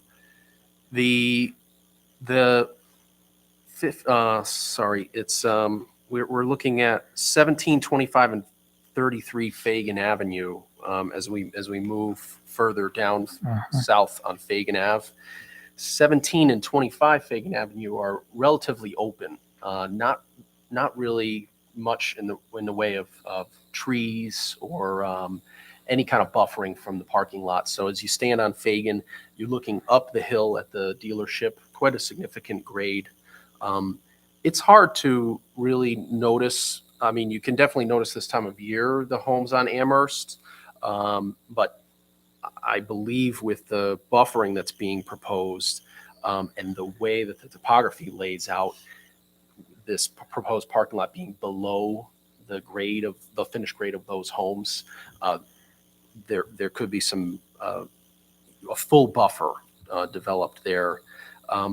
As you move further south on Fagan, the second residence that's currently under contract and is being proposed under this plan to be demolished is actually, it's nicely buffered from the other two parcels, and we walked up that driveway from the dealership. It's really hard to make out, too much of the activity. You're far enough removed, and as well, you've got, as Mr. Dickinson mentioned, about 6 mature growth trees there that do buffer a little from the street and the dealership.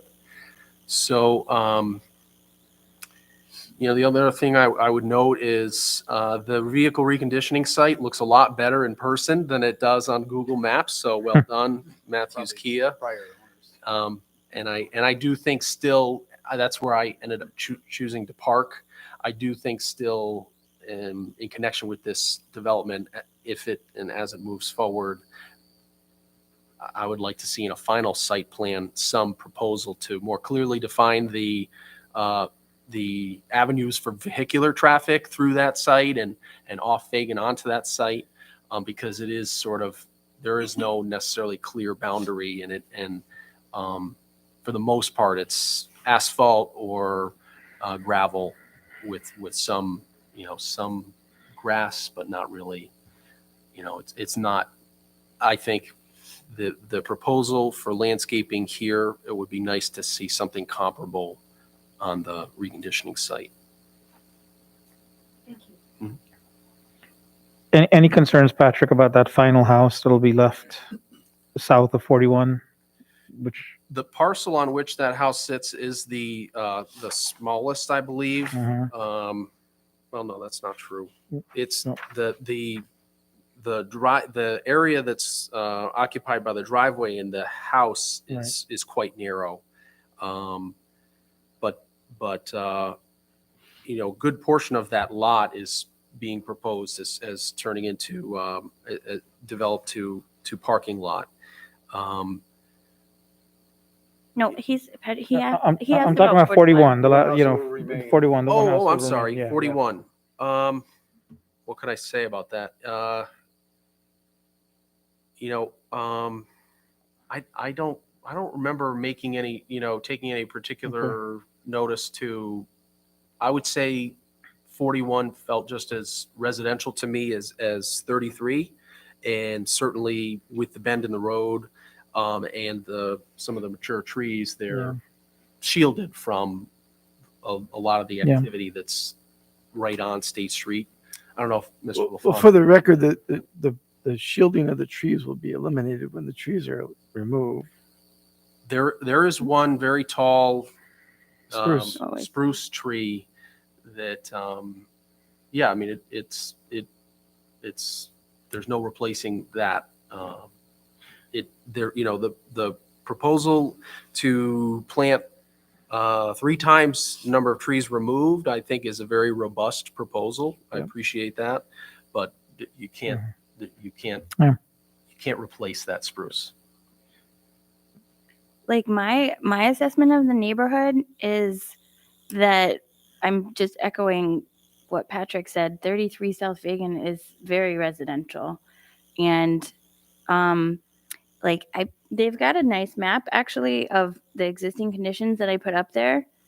Oops, and now I just messed it up. But I felt like there was a pretty clear line.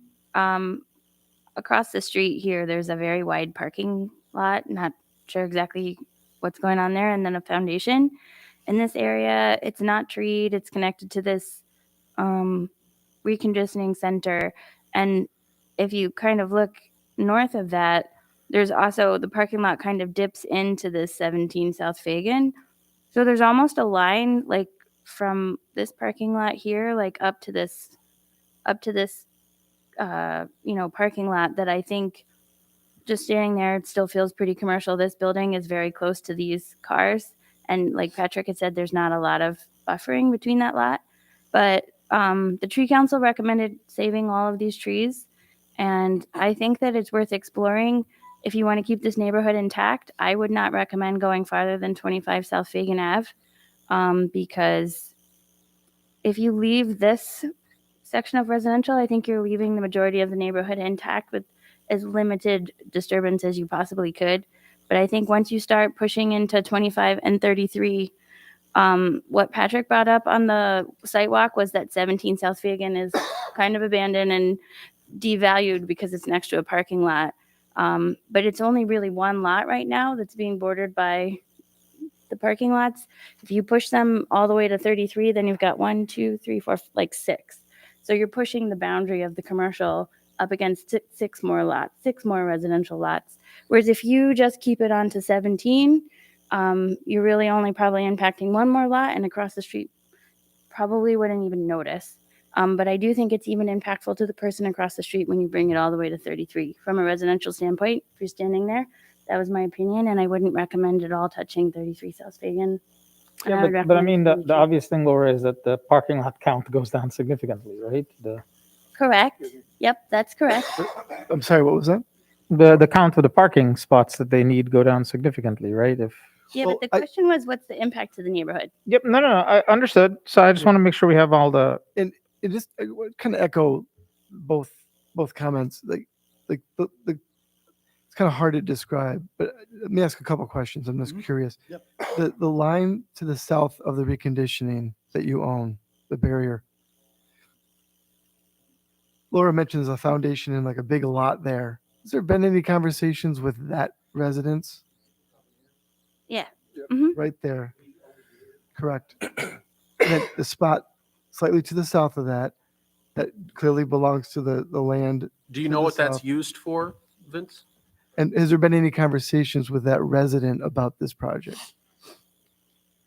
Would it help you to have that space on that side behind the conditioning to give more flow and some of the challenges you have at that space removed?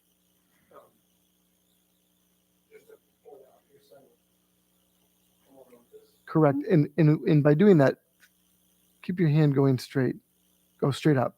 And what Laura's saying is if you look at that line and everything to the north, that is a natural commercial evolution.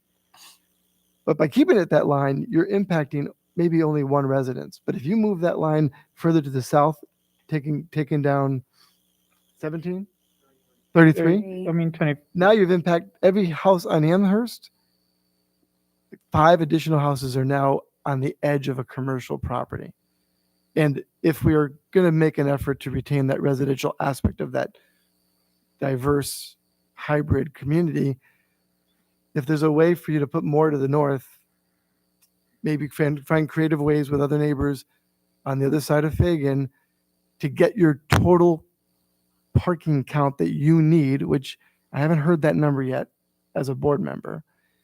That would be preferable if we're concerned about retaining the character of the neighborhood. And I want to say that the walk is what helped identify that for me. It was easy to say, yeah, tear down those houses, so to speak, right? They're on the edge of commercial. The only one that's on the commercial is that the one that really should be torn down. I do agree with that. It's like pocketed, surrounded by Matthews parking. That one, and it's also vacant, and it's oversized. That makes sense to me, even though I'm not in favor of tearing down a house when we can avoid it. That one makes sense. But the other ones are so removed that by finding other creative ways to use the lands that you may have more control of and find a smaller parking space than what you currently have designed, but optimizing what's on the east side of Fagan, that might be able to be a win-win. And that neighbor that's there does a really good job buffering already. And maybe because their buffer is actually halfway on their property, maybe they'd be interested in relinquishing a portion of that and just do a lot line adjustment and get a significant amount of surface area for parking. So just when we did the walkabout, that became visually apparent that we should consider those. And I'll just say one last time, I would like to see a comprehensive flow that incorporates the reconditioning, final reconditioning site plan before I'm asked to approve the other side of Fagan. So a couple issues you're creating there. One is, the owners of 17, 25, and 33 approach Matthews. So, they're putting the effort. It wasn't like Matthews is canvassing the neighborhood trying to buy all the properties. I think you're creating a pretty difficult situation for that house there with the parking lot. They may be interested in it, and it's something that I think you could probably pursue. I don't know if they meet the density requirements to do a boundary line adjustment there on that, if they have the area. I think the other thing too, when we talk about the commercial use is to really think of specifically what it is. It's cars sitting parked. So it's no noise, no neighbors having parties in their backyard in the evening, all those types of things you can get with a house. So I think out of all the commercial uses, it's probably the best you could really ask for. And then also to touch upon the buffering again as well. I think almost all the buffering trees between the backyards on the Amherst properties are all leaf trees. So, when you look at this aerial, it looks like it's really well buffered. And then we went out there and it's like there's no buffering. That's a big reason why we do a mix of trees. Get some evergreens out there. Let's get some year-round buffering, but also have nice leafed out trees in the summer. I think the other thing is that, the condition of these houses make them prime for redevelopment. And also, if you look at our plan, the location of that house on 33 South Fagan and Garage, even though that's getting torn down, that's all in green space and buffer area. The house and garage and everything are all going to be buffer area if you look at the new plan. So none of the parking spaces actually overlay where that house is at 33. I mean, that is a lived-in home, but that is a home, right? Yeah. Yeah. By the way, I do want to comment that your landscaping plan and the amount of attention you put toward buffering is excellent. I couldn't agree more. I don't know how long it takes to mature that, but that's your attention to that is very appreciated. Well, I appreciate that. It's a balance of aesthetics and lifetime, and I know that overall the town wants native trees, and that's the plan. Trees that are grow well with low maintenance. So there's a little corner of that, those couple little spots that are going to, I think it's between the house and the garage maybe, but the majority of that whole area where the house is all going to be buffering. Just curious, Laura or Clark, 25 South Fagan, what would have to be done to make that a buildable lot by our current standards? Nothing. That's a buildable lot. It's got the required frontage in the neighborhood. Yeah, because it doesn't need to be subdivided. Even if it didn't, It's a pre-existing lot. It even has the probably allowable standards 5 feet from the lot line. So that's a buildable Yeah. residential lot in the town of Niskuna. So by that logic, 33 Fagan, could we make the case that, you know, if Matthews wanted to stay under contract and somehow also preserve that residence, could we make the case for subdividing 33 South Fagan? I mean, you could even just do a lot line adjustment between 33 and 25 potentially. With them as the It owners. seems like kind of a shame to tear down a house for a bioretention basin. Right. It's right on the lot line. Yes. Right. Yeah, I mean, one of the concerns that's been raised by several members of the board and really would not comport with our comprehensive plan is, reducing the number of homes in this neighborhood, which we view in the town as part of the comprehensive plan views as a important part of our diverse housing stock in the town. Are they changing the zone in the comprehensive plan? Well, I mean, I assume we there don't was some- necessarily engage in the spot zoning, but the comprehensive plan kind of helps us map from the overall large zones to kind of a roadmap for future development and how we want to treat non-conforming uses. I hate to Is beat this a dead dog, but considered a non-conforming No, use, or this is a this special use. I expansion mean, of the it's special been, use, right? it was granted 35 years ago to Kia. And I noticed that the When date was of the the last time that you 87. guys changed your zoning? Do you know when this was established? Probably 70s. Significantly 1971. Yeah. Really? I don't know Never where updated I don't know your where we zoning? go from here Not in though. this I area. mean, it is commercial highway. Yeah. There's no, aside from industrial, there's nowhere to go. Yeah, I mean, for whatever it's worth, the main reason why we're, considering tearing down houses for a parking lot that's part of the display for the business is the fact that this is commercial highway, Sure. right? This would be a non-starter in any other And that's the only reason. zone. That's the only reason they're interested when the neighbors. Yep. And there's a need, right? You well articulated. Wait, the way you balance cars now is not very easy. We got a delivery issue that we could try to solve with this, right? But we don't know, we still haven't heard from that last homeowner. Has there been notice to them? Did I miss this? So Yeah, the very last one that's kind of being, 33. at the very end, yes. 41. That one's 41 that he's pointing to. Okay, Well, that's okay. not being. That's not. Okay. They don't have a Yeah. contract on that. Okay, But they have been approached. Were they okay. noticed? Did they receive our public hearing notice? They would be noticed, yes, because the public hearing went for all 200 feet from all parcels affected. The downside of that, Nancy, is then you're leaving only one residential house on that street. If Right, and I mean, I would say the less homes that you can convert to parking, the better.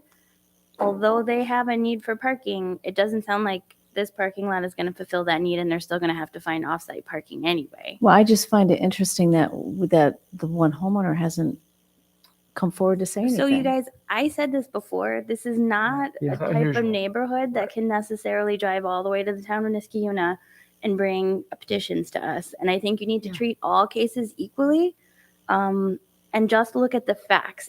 Just because you don't have public outcry doesn't mean that there isn't an impact. You guys need to just review them all consistently. I agree. Consistently. In the I agree. comprehensive plan, as Mr. McPartland eloquently pointed out, right? It gives us that overarching guide, and we're a residential focused neighborhood or town, right? Which you've recognized through all of your, explanations and desire to better understand what would be approved or how the community would respond. So I just, I don't know what the hard number is of how many parking lots you actually need.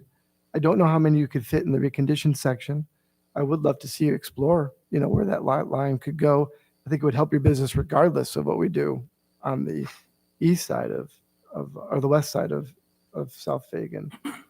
But yeah, I'd like to see a way for us to not evolve the exposure of the commercial, even though it is a low use, low impact commercial, just a idle parking lot, to fewer residents in that immediate area. And just removing the one home and doing a lot line adjustment when you control the second, maybe put that house back on the market. That's a great suggestion. I think that's a good way of kind of balancing the feedback you've gotten from us and the need that Kia has. So just to address a couple of comments, Ms. Strang, just so that you're clear, 41 South Fagan was delivered a certified letter from Rob Matthews himself, letting the owner know that we were under contract with 17 and 33, and we'd be willing to entertain and discuss a similar approach with their property. And you heard no response? We had no response. Okay. Likewise, prior to the public hearing, we hand-delivered letters that I provided the board, all of South Amherst. So giving them access to me via email or phone as well, so that if they couldn't make the public hearing, they could at least reach out to me. So I understand that they weren't able to be here to express that, but we have taken steps to make sure that they've been given every opportunity in case there was an issue to approach us. I get it. I appreciate that explanation. Thank you. Yeah, absolutely. And Mr. Laflamme, I don't know if it was last meeting or the first meeting, they're all blending together for me. We did kind of lay out inventory levels and growth and where this dealership used to operate at pre-COVID and where it's heading beyond COVID. And so for me to put a number in a box to say we are limited to this, I can tell you that this absolutely fills a need currently. But I couldn't tell you that it's not my hope that we could sell more cars and need more space. That's why we're in business. That's, to grow. Yeah, so my observation, because I parked in the Kia lot, was that the Kia lot was maxed out. There was a lot of cars in line to go into the service bay, and that those cars were actually parked in front of cars that were parked in parking spots, which obviously were owned by Kia, because you wouldn't be able to do that normally. Which is why I think expansion to suit the site as it's currently operating, like to one lot, may make sense. But I'm just cautioning you guys, there clearly needs to be more parking on that place. They're parking their service cars all over the place. And there clearly needs to be a place where you can safely drop off these 18-wheelers. It's not acceptable the way that they're being dropped off right now. But if you can't fit all of the cars on site anyway, I don't know why. I get that it's convenient to have some more of them closer to you, but my preference would be just expand it so that you can fit your service station. Don't encroach on the residential neighborhood any more than you absolutely have to, because once you start encroaching, there's no taking it back. And if you have to find a site to shuffle like a lot of the inventory, you're going to have to do that anyway. I would just recommend that you really look at what you need to do your service bay and your employees without negatively impacting the neighborhood. Yeah. And, thanks, Laura. I think we all have to keep in mind that in order, as a part of applying for the special use permit and going before the town board, this board has to make a recommendation on how your proposal impacts the comprehensive plan. And I think finding a way to make do with parking that also allows for one of the two residences to be preserved really would go a long way to reducing that impact on the comp plan. So to that end, it might be a useful exercise to see how many spaces does that eliminate for you. Yeah. And how far that property line can be adjusted and still have a compliant lot too, so that they can. That information would be helpful in making that analysis. Yep. That's something the planning office can help. Provide that. Okay. All right. So sounds like still got some things to work on, but nonetheless, you still can go in front of the Conservation Advisory Council, right? Yeah, they went last meeting. Mhm. The conservation. Oh, okay. But we need to go back there to get the, We didn't have It the was EAF still very finished. preliminary, and they didn't have the EAF, so Yeah. they have comments that I think were included in your. Yep. agenda. Yeah, the Complete Streets Committee recommended a sidewalk be installed as part of this. Their recommendation was from Albany Street all the way to State Street. And again, the tree council recommends preserving the existing trees as a buffer to the residential homes. I just want to reiterate, I think a comprehensive look, this is Mr. Laflamme's point, but I think I've been spending the last 10 minutes doing that. A comprehensive look at both sides of Fagan, both properties, in terms of how well they could fulfill your parking needs Mhm. and flow of a delivery vehicle is worth it, right? With the intent of keeping that commercial area on the northern side as far north as you can, right, where both sides of Fagan is concerned.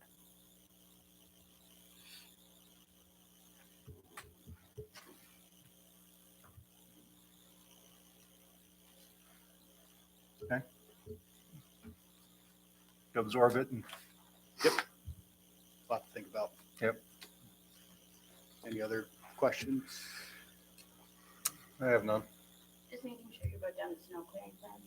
Yeah, Oh, yeah. doing it now.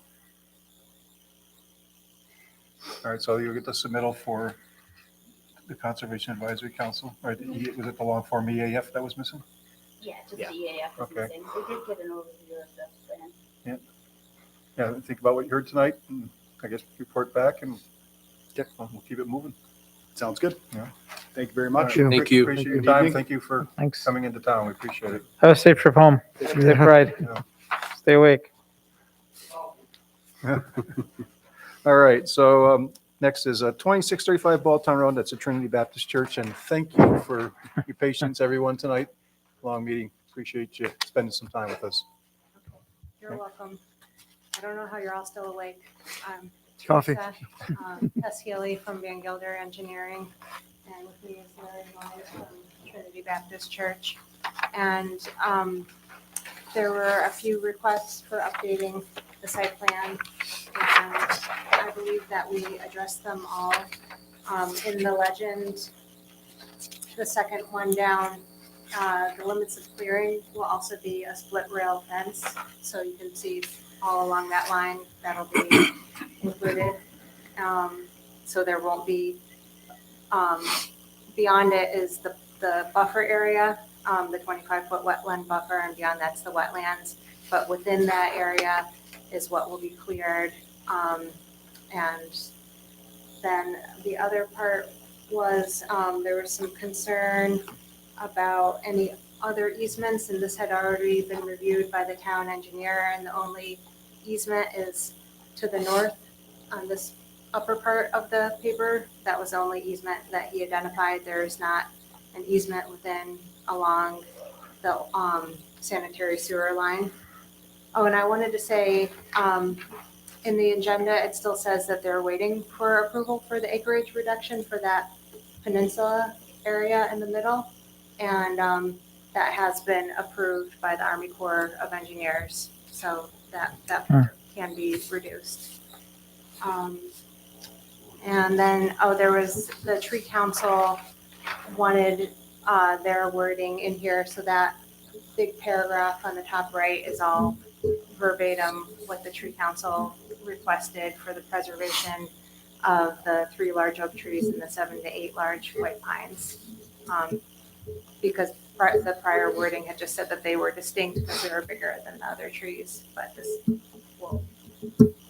is specifically what they wanted.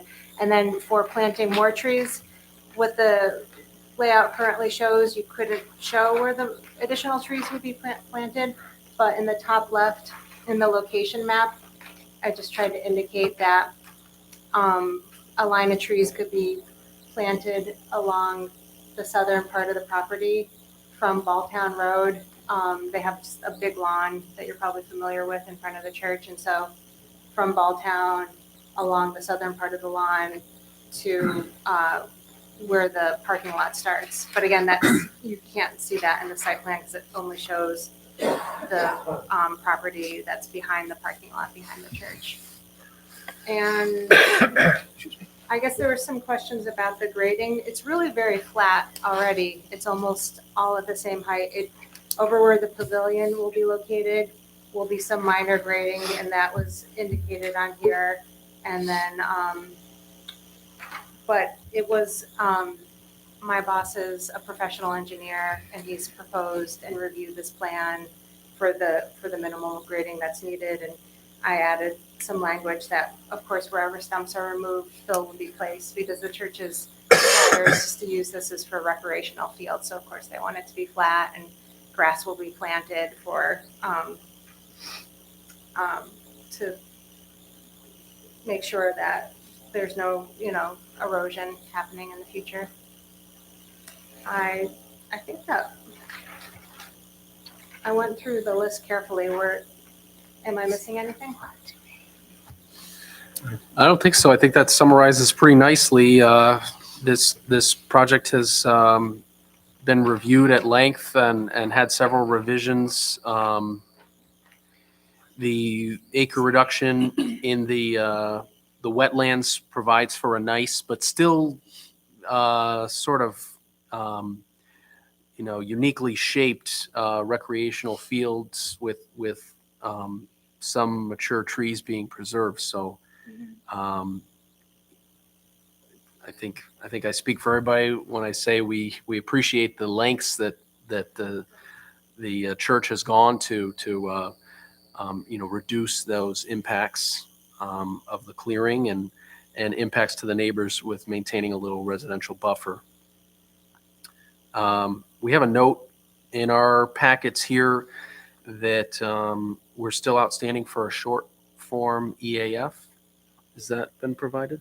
Yeah, so I think that the comments definitely fulfilled everything from the planning board and Clark and I's review. I do think that all of the planning board was satisfied, but in preparing the resolution, it looks like we never got a full recommendation from the CAC. So we do have to go on that March 3rd meeting, if it's March 3rd, and get that recommendation for you guys in order to legally be able to take action on it. I don't know if we're outstanding on the EAF. I think it was actually submitted.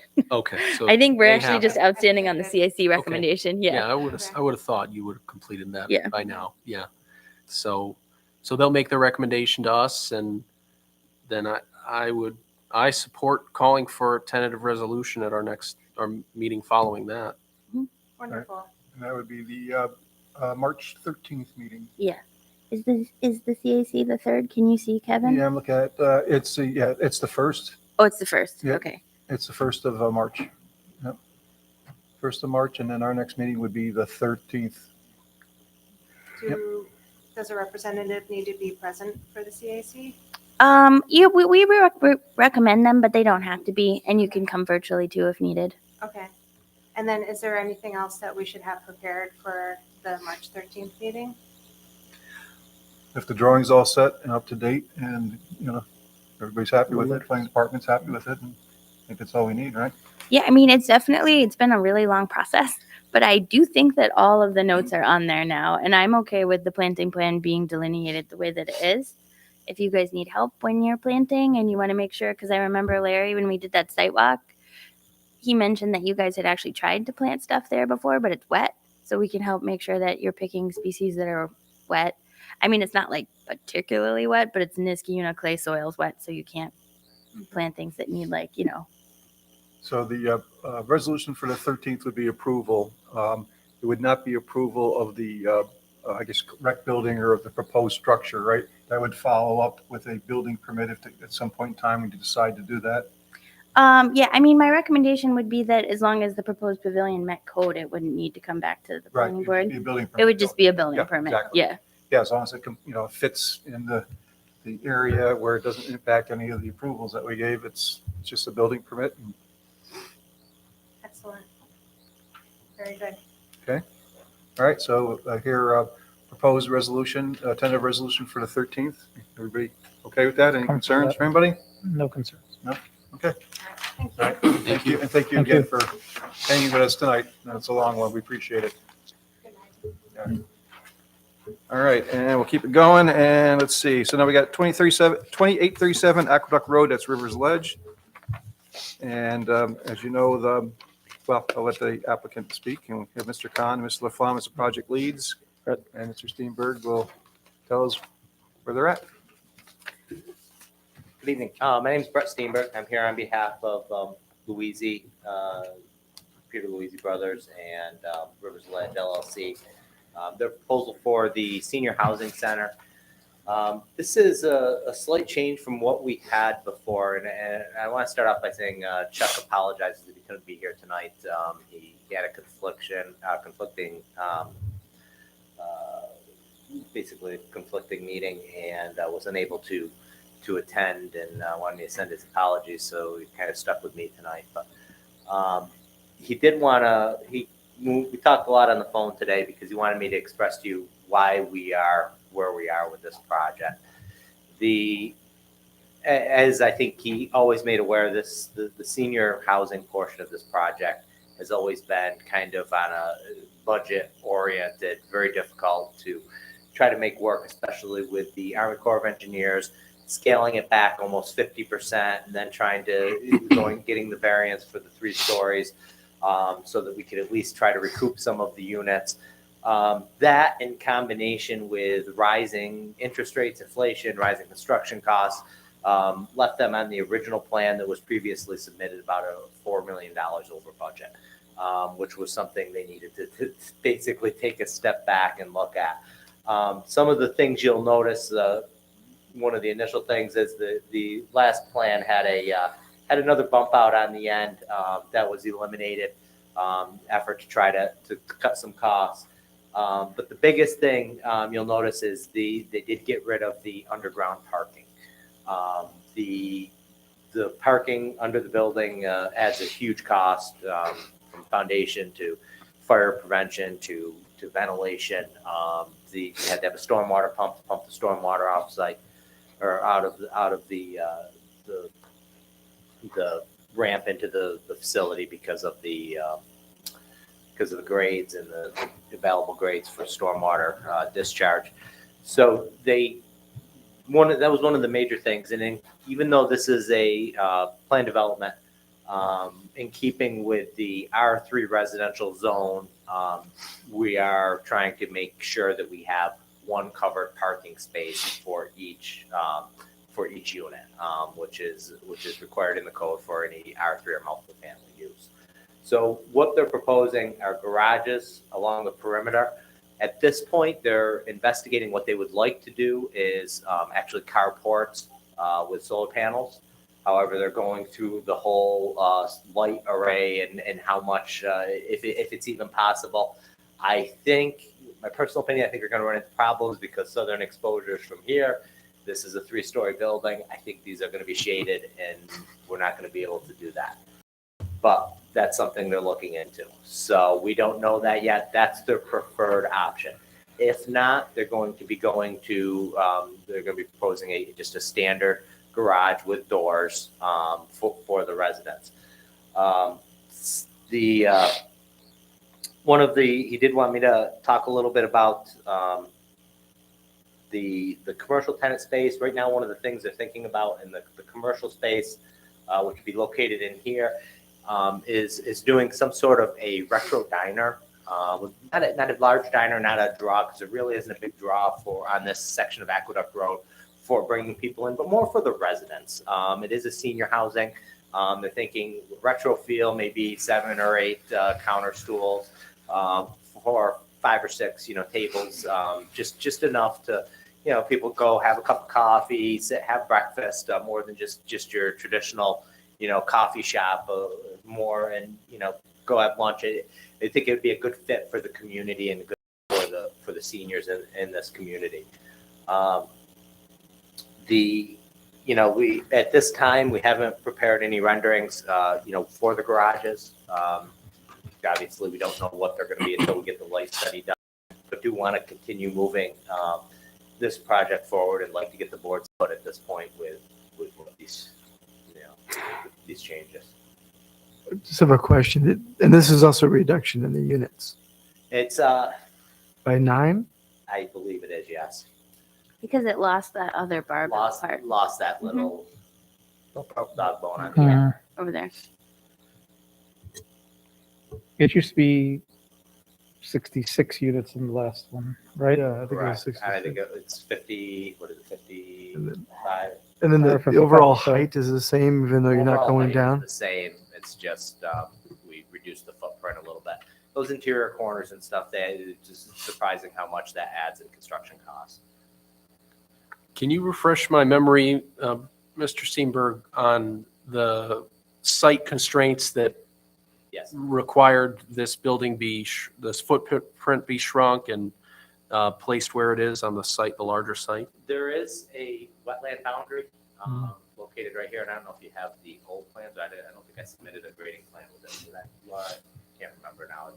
Not with this one. Yeah. I can pull the old plans up. No, I if you remember need to it. see them. There's Okay. there's a wetland boundary, and the Mhm. majority of this portion of the parcel is wetland, and it's pretty high quality wetlands. It's forested wetlands. We actually have the permit in place that gone to public notice for the wetland impact that we have on this portion. We initially had submitted to them what was originally shown during the approval process, which were 2 buildings. And the Corps of Engineers kind of laughed and said, yeah, no, this isn't happening. Because we do have a pretty substantial wetland complex. So we shrunk everything and tried to, basically get it over here where the wetlands are much less. We do have a permit. Like I said, we are in for the permit process.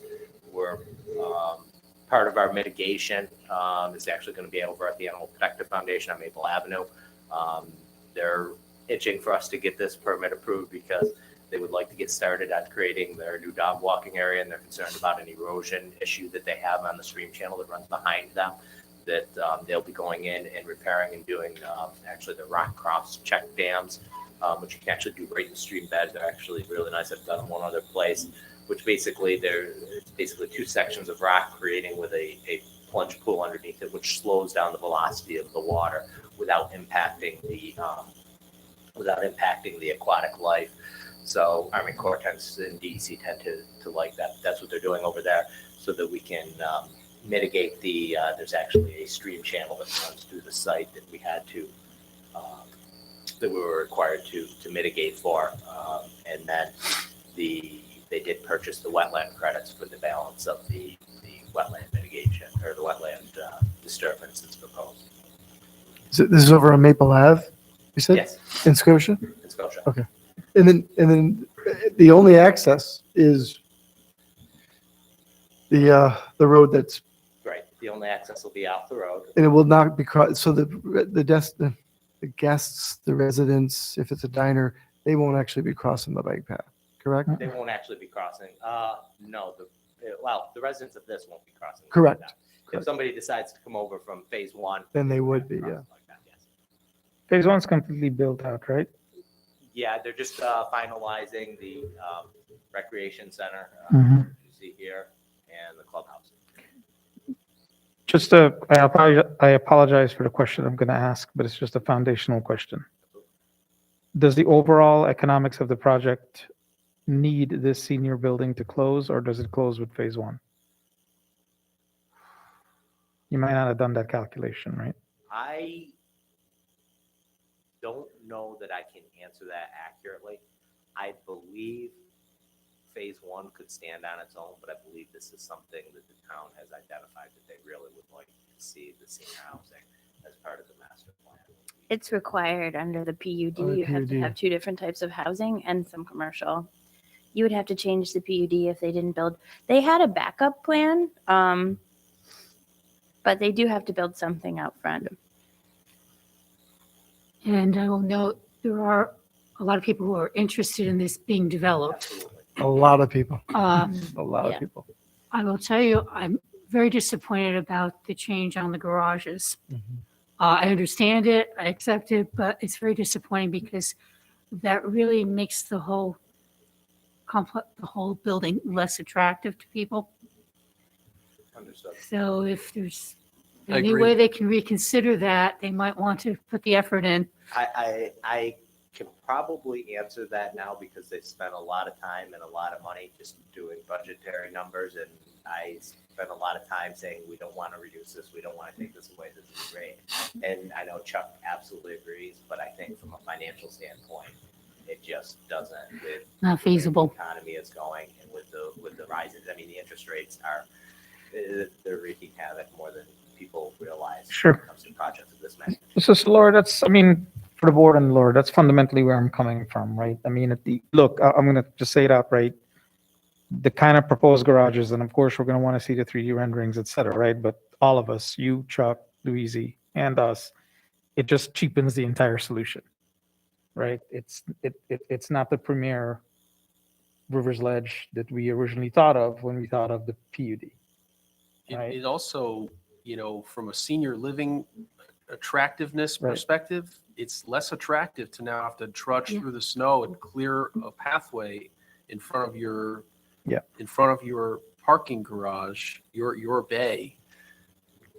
Whereas you can ride the elevator down to the basement and roll right out in the comfort of your warm vehicle. I'm sure everyone I agrees. wish I could say that I don't agree with you on that, but I do. I mean, I think the underground parking, when you can do it, if it's feasible, it makes It's a everything huge better. selling point up the street. I know Yeah. that, Knott's Landing, which And I you're did, probably familiar with. the Iroquois Village.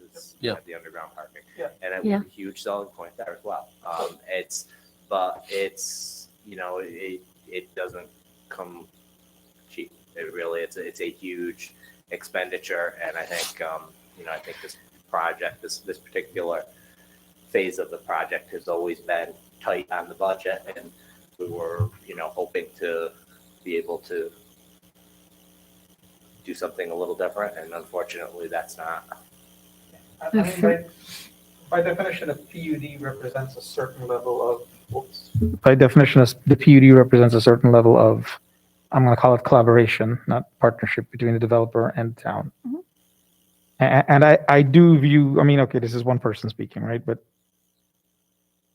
I do view the solution as being really suboptimal. And if there was some other degree, like if their economics closed on phase one, and we either do something else or we revisit our PUD approval, I mean, I think maybe we should be open to all the degrees of freedom that could be legally available to us with this. So we built a degree of freedom into the PUD because we were worried that they wouldn't get an Army Corps permit for anything. And so there was a plan. The backup plan was if Army Corps wouldn't allow any disturbance of the wetlands on this parcel, there's the parcel that is like a little bit closer to the Rexford traffic circle, where there's currently just a sole commercial building proposed. I think the backup plan was that would be a mixed use building with commercial on the bottom and like just very limited apartment units on the top. I don't know that that's optimal either though, but that was a backup plan, was that if they couldn't disturb any of the wetlands, that they were allowed to do a mixed use building on a non-wetland area. Yeah. I mean, this is not conducive to senior living as proposed now. It just isn't. Can I ask a question? I feel like I should know the answer to this question, but is this going to be a senior living requirement? You have to be of a certain age to lease? How is that going to look? So I believe that it has to be, unless you revisit the PUD, because it was kind of a nuance, but the PUD says you have to have two different types of housing, and the way that they met that requirement was the age restricted senior housing. Yep. So if we can count on this being targeted to that population. Yeah, I mean, you can revisit the PUD, but you'd have to come up with something that was a separate type of housing from the regular apartment units that are. No, I'd like to keep it senior. Firsthand realizing the demand for this option for seniors. It is definitely a deviation from what we envisioned as a ideal senior center in this wonderful developed project that you guys have executed on already that makes it even more appealing. It's it's a mismatch to some extent compared to what the other residents are feeling as part of the amenities of living there. But I wonder how often seniors actually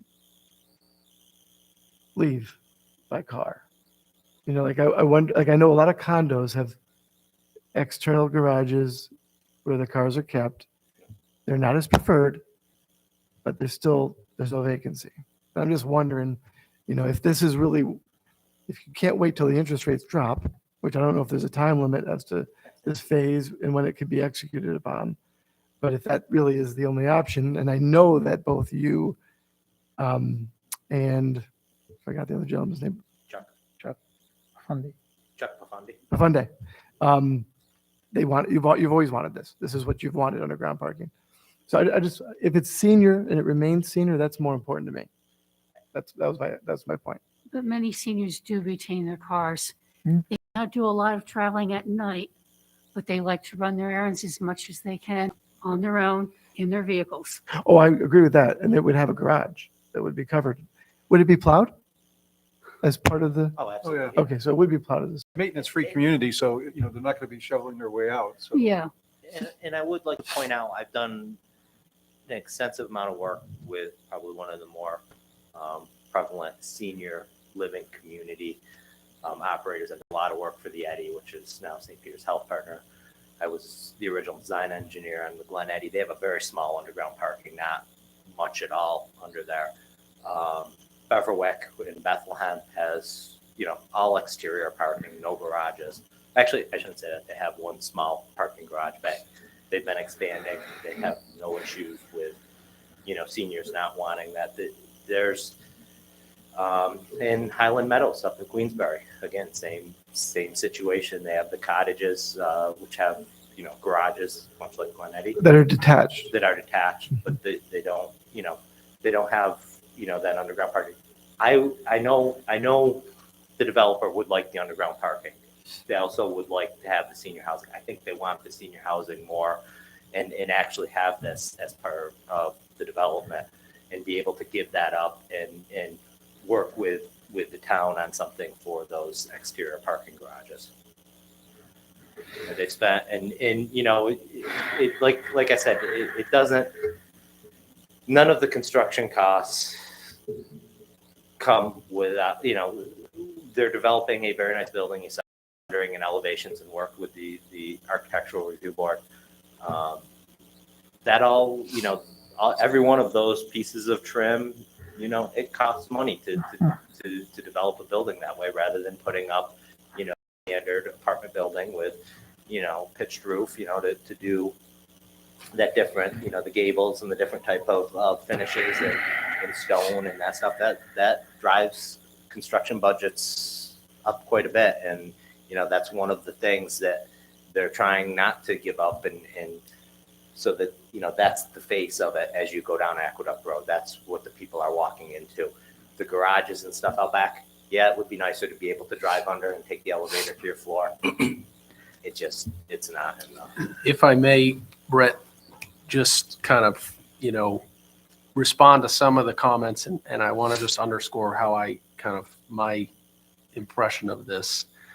You highlighted a few projects that you've been a part of in the long-term care and senior living industry. And I'm sure you know as well as anybody that a much higher cost environment. Yes, it is. And if your developer misjudged how costly a development like this is, I don't know that I can sympathize. I know for a fact that the three that you mentioned that you're comparing to, Glen Eddy, Beverwick, and Highland, that's your per unit cost is double the residential that Louisi's been doing in phase one. So if they bit off a little more than they can chew, I can understand that, but it almost feels like they're just floating out a trial balloon here. That's a real devaluation of the So they've always been very creative with renderings and redesigns to really, they've really, Chuck and you've really wowed us throughout the process with the innovative ideas. This, I mean, even just the suggestion that you're exploring solar panels on those covered garages. I'm not an engineer, but I read that and I laughed, because there's no way that a 3-story building is allowing enough sunlight on those panels, knowing where the sun's coming from. So that's offensive almost. Yeah. So maybe you need to, if you're seriously considering solar covered parking, maybe you need to move the location of the building such that you have covered parking on the southern end of this proposed site. But I mean, that's not even, it feels like there's a middle ground here where there's some more creative ideas for covered parking, maybe something that's still attached to the building, or at least a few spots that are attached to the building on the finished grade. And some proof that you're considering the implications that this has for the finished product and the appeal to people who are buying in the Northeast. Maybe we need to consider some kind of a covered entryway that allows for people who are dropping off groceries to get a little closer to the front door in the rain or the snow. Yeah. So Brett, I think only a few of us have spoken, right? We'll give a chance to the other board members to speak, but of all the different iterations and variants, this is the most disappointing one. And so I think we're going to need to kind of somehow work our way, whether it's the kind of recommendations that Ms. McPartland is making. I'm not going to judge the motives or judge the change in the national financial circumstances that could have got you here. But at the end of the day, it does devalue the finished product. I mean, I think we can all agree to that. So I'm even willing to, put this part of the project on hold until, if something ever changes, right, to be able to come back to the original. And it depends on if your economics close. And if some other developer comes in and says they want to do this, I think we could entertain that. So a couple. I know I'm saying something extreme, sorry, but okay. Yeah, I'm done. Just a couple observations. I think first off, the building now is basically surrounded by a sea of asphalt, which I think part of phase one is nice because you put so much into the landscaping of breaking up the asphalt and the pathways and integrating walkways. This is not that. So, that's I think one thing that is kind of heading the wrong direction. The other thing that I'll reiterate again is I still think you have to look at the roof plan and what your mechanical systems are going to be. Recently, I just saw a development go up in a neighboring community that was 3 stories high, that had a false gable on the front, and it looked horrific. I would even go back to saying you might want to look at full gables or fully roofing this. I'm not convinced this rendering is ultimately going to look like what gets built. And it's because the mechanical plans and the roof plans just aren't marrying up right now. So I know BVO is going to do some of that work, but I think it's imperative. And if you're having this amount of budgetary constraints right now, I can tell you this thing's going to get stripped down quickly. It's not just going to be materials. It's going to be the bump outs, the porticos. Some of the architectural elements are just going to get flattened. And like you said, before you know it, you're just going to have this rectangle. I think that's what they're trying to prevent. Right. With Yeah. Doing, underground parking. Yeah. I think underground parking is great. I think it's a wonderful idea. It's might be a little challenging on this site, but you can figure that out from the engineering aspect. And, again, having a covered portico in these covered parking spaces, we just don't want to see a slapped up shed.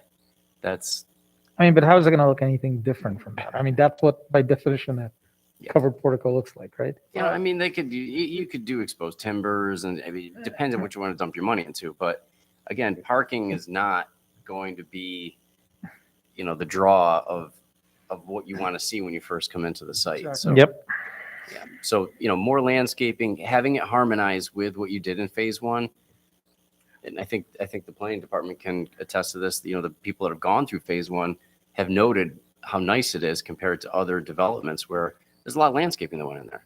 And it's, you know, it's nice. I mean, it's heading in the right direction. So I just think that kind of building off of what, you know, Mr. Khan said, maybe it's time to take a pause, revisit this, find out what the priority list is, you know, work with the planning department and the co-leaders here and see, Yeah, maybe- try to keep this as close to where we were. Yeah, maybe we need to resurrect the original Plan B.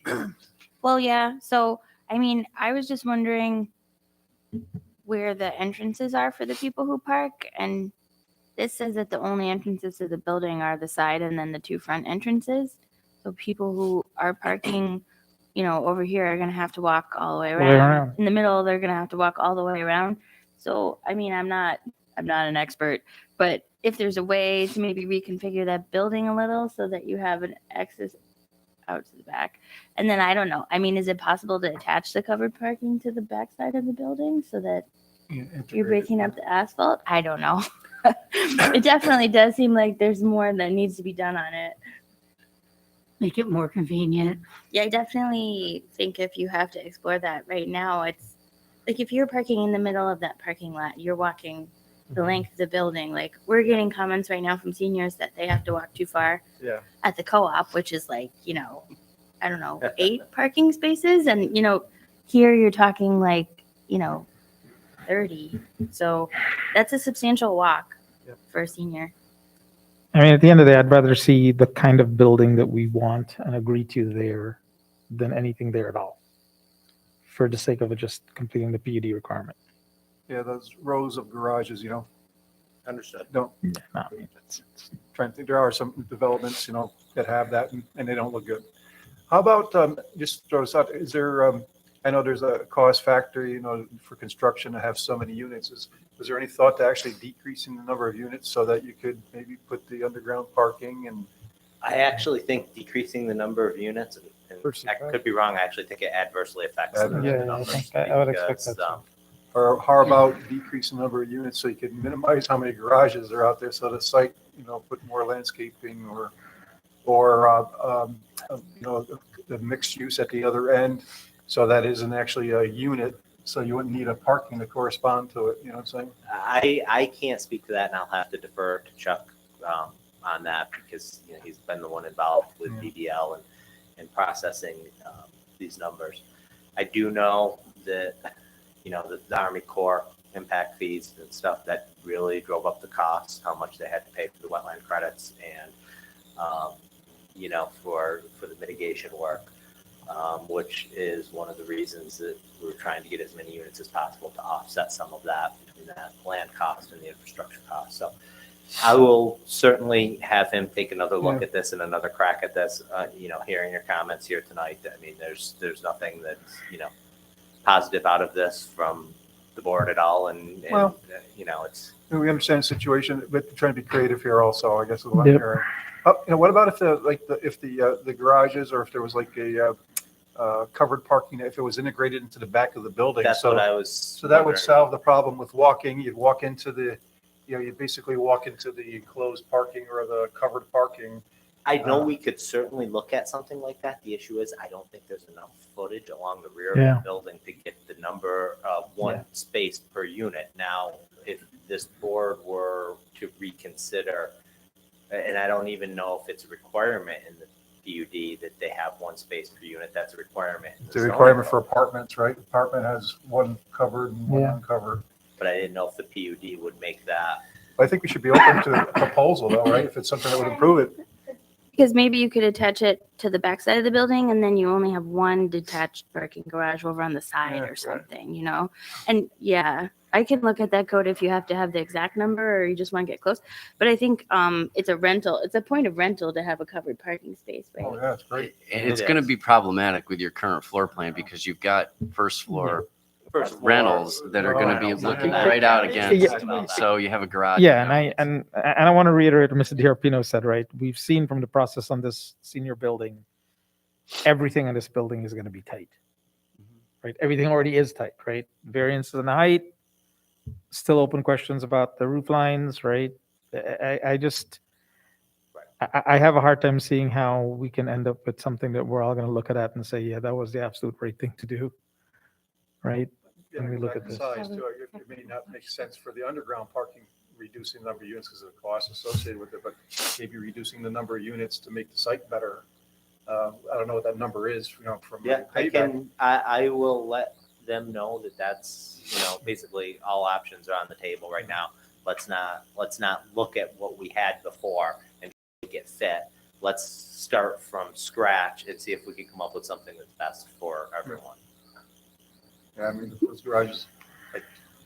Okay. I can see that would be kind of tough looking. I'm trying to think, what's the place over on, off of Grooms Road? There's I guess it's a senior. Oh, I know what you're. At the intersection of Issue Ferry and Grooms. Oh, I can't think of the name. You go by there at night, you can see all the garages all lined up with all the lighting on Yep. them. It's just a. You're not talking Coburg. Coburg. Coburg, yes. Yeah. I mean, again, I like, the garages are great, but they can look pretty Yeah. unappealing. The project got a height variance, right? Was that based on there being garages underneath? Yeah, probably the height variance was reduced Does- slightly if we eliminated the garages because it's an average height around the building. We only had that one area where it went down and Yeah, the CAC actually asked Chuck about that.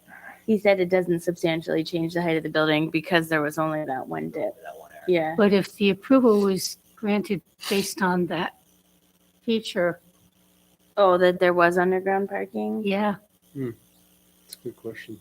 is it an issue?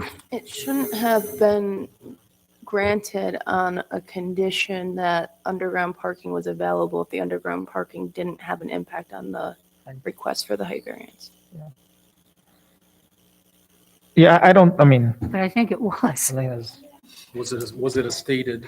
It definitely wasn't a stated condition. I mean, I think that it was part of the discussion, but I don't think It that was, was, and it was, I think, part of why people were willing to go for it. was the underground parking. Yeah. But if Convenience it's not factor. made a condition though, I don't think that. If it's not made a condition, then there's nothing to enforce. And if Okay. the underground parking didn't impact the need for a height variance, I don't know that a condition honestly could be. Yeah, I legally think the imposed. discussion was more actually the architectural gables and things like that. I That do was more think, the discussion, but I. but I know, I definitely think they discussed the underground parking for sure. Well, that's the part that stuck in my mind. Yeah. Well, because we've seen variances for like Iroquois Village was very specific to the underground parking. Yes. Yeah. But I don't actually think that Rivers Ledge was as much, although they still did discuss it. I mean, we can verify all that, but at the end of the day, I mean, it's a tough spot, but we're gonna have to figure out the right solution. And I do think, rethinking everything from the beginning is part of the option here. Or even if it's a combination of some underground and maybe one bank of outside parking that's covered, that's detailed nicely. Yeah, we can look at that. I think the construction types might not offer the savings that we need to happen in order to do that, but that's for construction managers and estimators I don't know. to determine more than myself. We can't tell you what to do by way of the developer, but maybe figure out a way to fundraise the 4 million. Just don't borrow it. Yeah. Okay. All right, we have enough to. Yeah, get some I've got feedback? enough to Yeah. go back. Sorry, Brett, this is, No, we're gonna be no done. worries, so Yeah, that's- yeah. I appreciate it, and I'll relay that to Chuck, and we'll get back. I mean, we got time, right? I mean, it isn't like there's some, is there an urgency? I mean, obviously want to get done with the project and get off They site. obviously would like to get done with the project and be able to move into this, and then we've been pushing the core, and they're actually responding, and just got the Yep. the notification today that it's going out to public notice, so which is good. So they are kind of thinking, that they want to do this, but Do you know if all of phase one has been rented out or been? I couldn't answer Couldn't that, tell, but I okay. believe that I know they've done very well there. Yeah. So. Because it's a great looking It's place. a great location. It looks great. Yeah. I mean, it really, Yeah. you know, it's a nice site and they did a great job with it. So, and I don't anticipate that they would, I'll be honest with you, knowing the developer, working with this developer, I don't anticipate that they're going to try to push something that's going to look awful here. I think what they end up doing is going to look good. It's just a matter of let's work together and find something that we all agree looks good. So. I agree. And I will say the exposed rock is fascinating, especially where it's obviously been cut. It really, it makes it very distinctive. Yeah. And people are reacting positively to Good. it. Glad to hear it. So. All All right. right. Well, thank you very much. Yeah, I and appreciate thank your time you. this evening. That's Thank great. you. And we'll look forward to hearing where it goes. All All right. right. And again, appreciate everybody's patience tonight. It's a long night. Left line. And especially the next couple folks here, next being the 2309 Knott Street site plan application for a tenant change. That's the Chase Bank with a walk-up ATM and ShopRite Plaza. We have a representative online tonight with us. Yes, good evening, Jennifer Porter. Hi, thanks for sticking it out with us tonight. Sorry, it's a long meeting tonight. We appreciate it. No problem. It's our pleasure. All right, so I guess we could start out if you just want to, it's the first time we saw the project, kind of give us an overview. It was in our package. Sure. If you can give us an overview and then we'll open to the board for any questions. We'll take it from there. Sure, absolutely. So good evening again. My name is Jennifer Porter. I'm the attorney for the applicant. This application was submitted by Project Expediters on behalf of JP Morgan Chase Bank. This is in connection with a minor site plan application for property which is located at 2321 Knott Street East. I know on the agenda, the application was noticed as 2309. There is a general address for the shopping center and then specific address units assigned to the individual specific units within the center. And so based on conversations with planning, they clarified that it is 2321 Knott Street East in connection with this application. So just by way of brief background, JP Morgan Chase is proposing to lease approximately 3,622 square feet of space within the Niskayuna Shopping Center. And the intention with respect to that space is to fit out a new Chase Bank with a walk-up ATM. In addition, exterior lighting, which our engineer will describe for you briefly, exterior lighting upgrades are proposed in order for the bank to meet the New York State Safety Act requirements to allow for a 24-hour vestibule ATM. And then some additional minor improvements are proposed to the parking area to bring the site into ADA compliance. So I have with me this evening Chase's architect, Mehmet Kara from TPG Architecture, who can briefly walk you through the proposed architecture related to this specific site within the shopping center. And then Kyle Goodwin from Stonefield Engineering, who can also, if the board would allow, share his screen and then walk you through those lighting and ADA compliance upgrades that are being proposed. Great. So just one question before we start, if you don't mind. Sure. We did just approve a drive-up ATM for Chase about maybe what? 100, 500 feet away. Yeah, it's actually on a different parcel, but yes, we Yeah, did just agreed. approve So- the drive-up ATM. Separate issue. All right, separate issue. Yeah. We just shouldn't Well, I mean, you can always shouldn't ask. shouldn't scratch our heads and say, "Wow, you got a bank and an ATM." Well, I mean, that are one thing I was thinking is it's a walk-up ATM, right? We discourage drive-up people walking up to drive-up ATMs, right? Yeah. So, All right. so this. Okay. No, that's fine. It's clear. Separate application, but interesting combination. Yes. So I mean, we certainly have our Chase project team. So to the extent that you have questions that relate specifically to the context of the other prior approvals, we're happy to discuss that.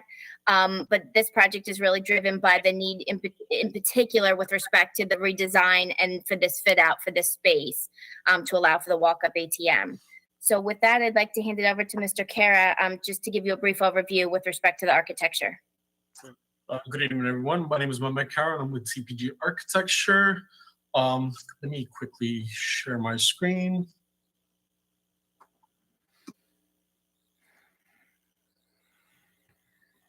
All right, so let me know when you can see my screen. We can see it. Perfect. All right, so the existing elevation, as you guys can see here, we have two entrances to the demised property currently. So what our plan is to do is to demolish the existing door at the existing restaurant space and to infill it and install a brand new glazing panel, which would match the adjacent storefront to the left. And we're proposing to rip out the existing door, put in a very similar door with the same finishes, just so that we have our ADA accessibility and all of our ADA hardware attached to this new door. And we're proposing to demolish this existing window here and then include a after hours deposit as well as an ATM. And then just moving down to the next screen here. This is our proposed elevation of the space. There's not much change to the surrounding. Everything will be matching this hunter green that is currently existing on site, including the doors. And then as you can see here, we have our proposed ATM as well as our after hours deposit. And this is all the exterior changes that we're proposing.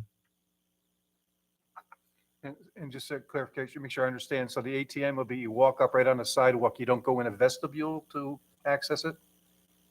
Correct. It'll be accessible through the, currently there's like a sidewalk and a shopping area and a canopy above. So it'll be accessible from that sidewalk.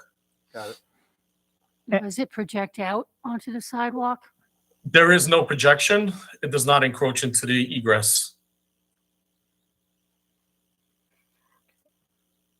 Okay.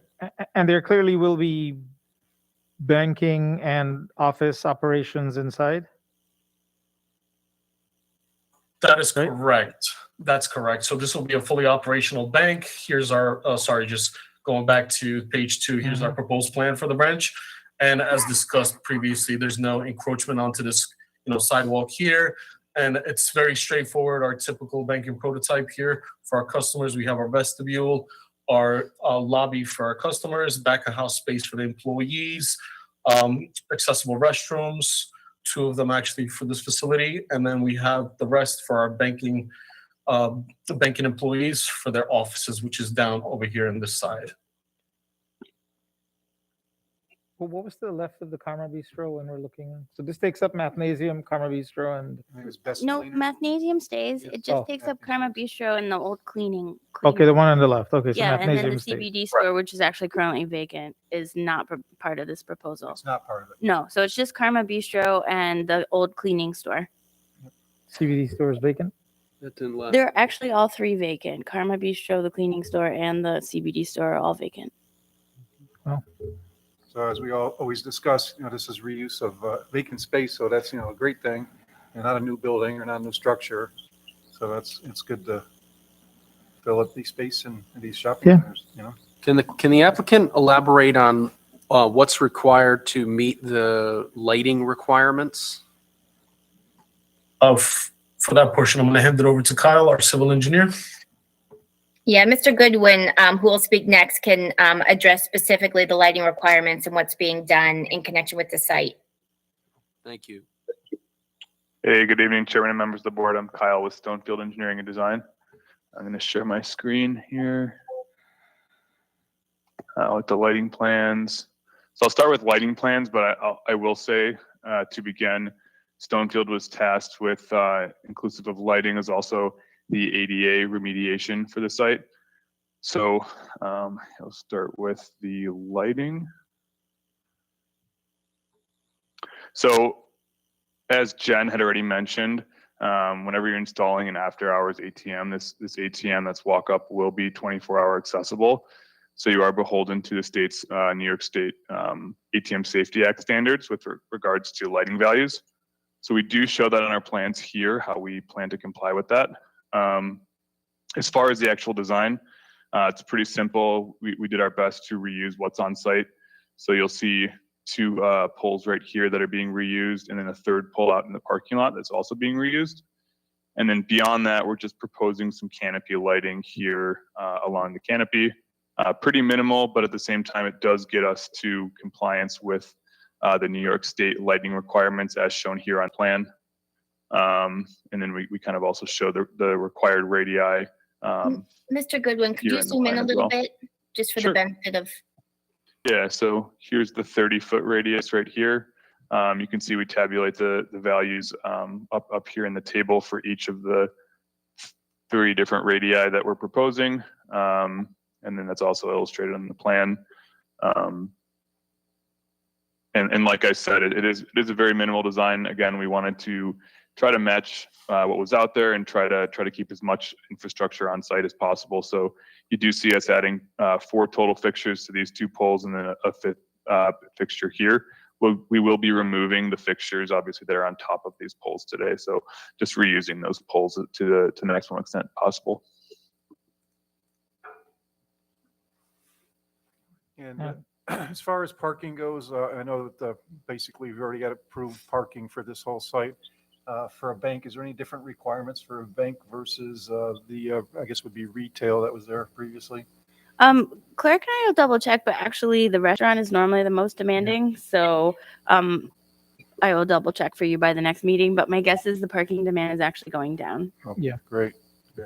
And I do appreciate the fact that that we're keeping to the color scheme that the Shepherd Plaza has, and we're not getting into a discussion about making everything blue. Appreciate that very much. Thank you. We were made aware, obviously, of the town center overlay and the specific design guidelines. And so part of what went into the design with respect to this site is minimal changes to be in keeping with those guidelines specifically, which is why the exterior of the site is not changing from what has previously been approved in connection with the overall center. Thank you. Great. Thanks. We have a sign package. So other than the specific Chase logo, which is set forth on the ATM itself, we are actually not at this time proposing any signage. Signage would be handled separately as part of a separate application by Chase's sign vendor because it has not been designed yet.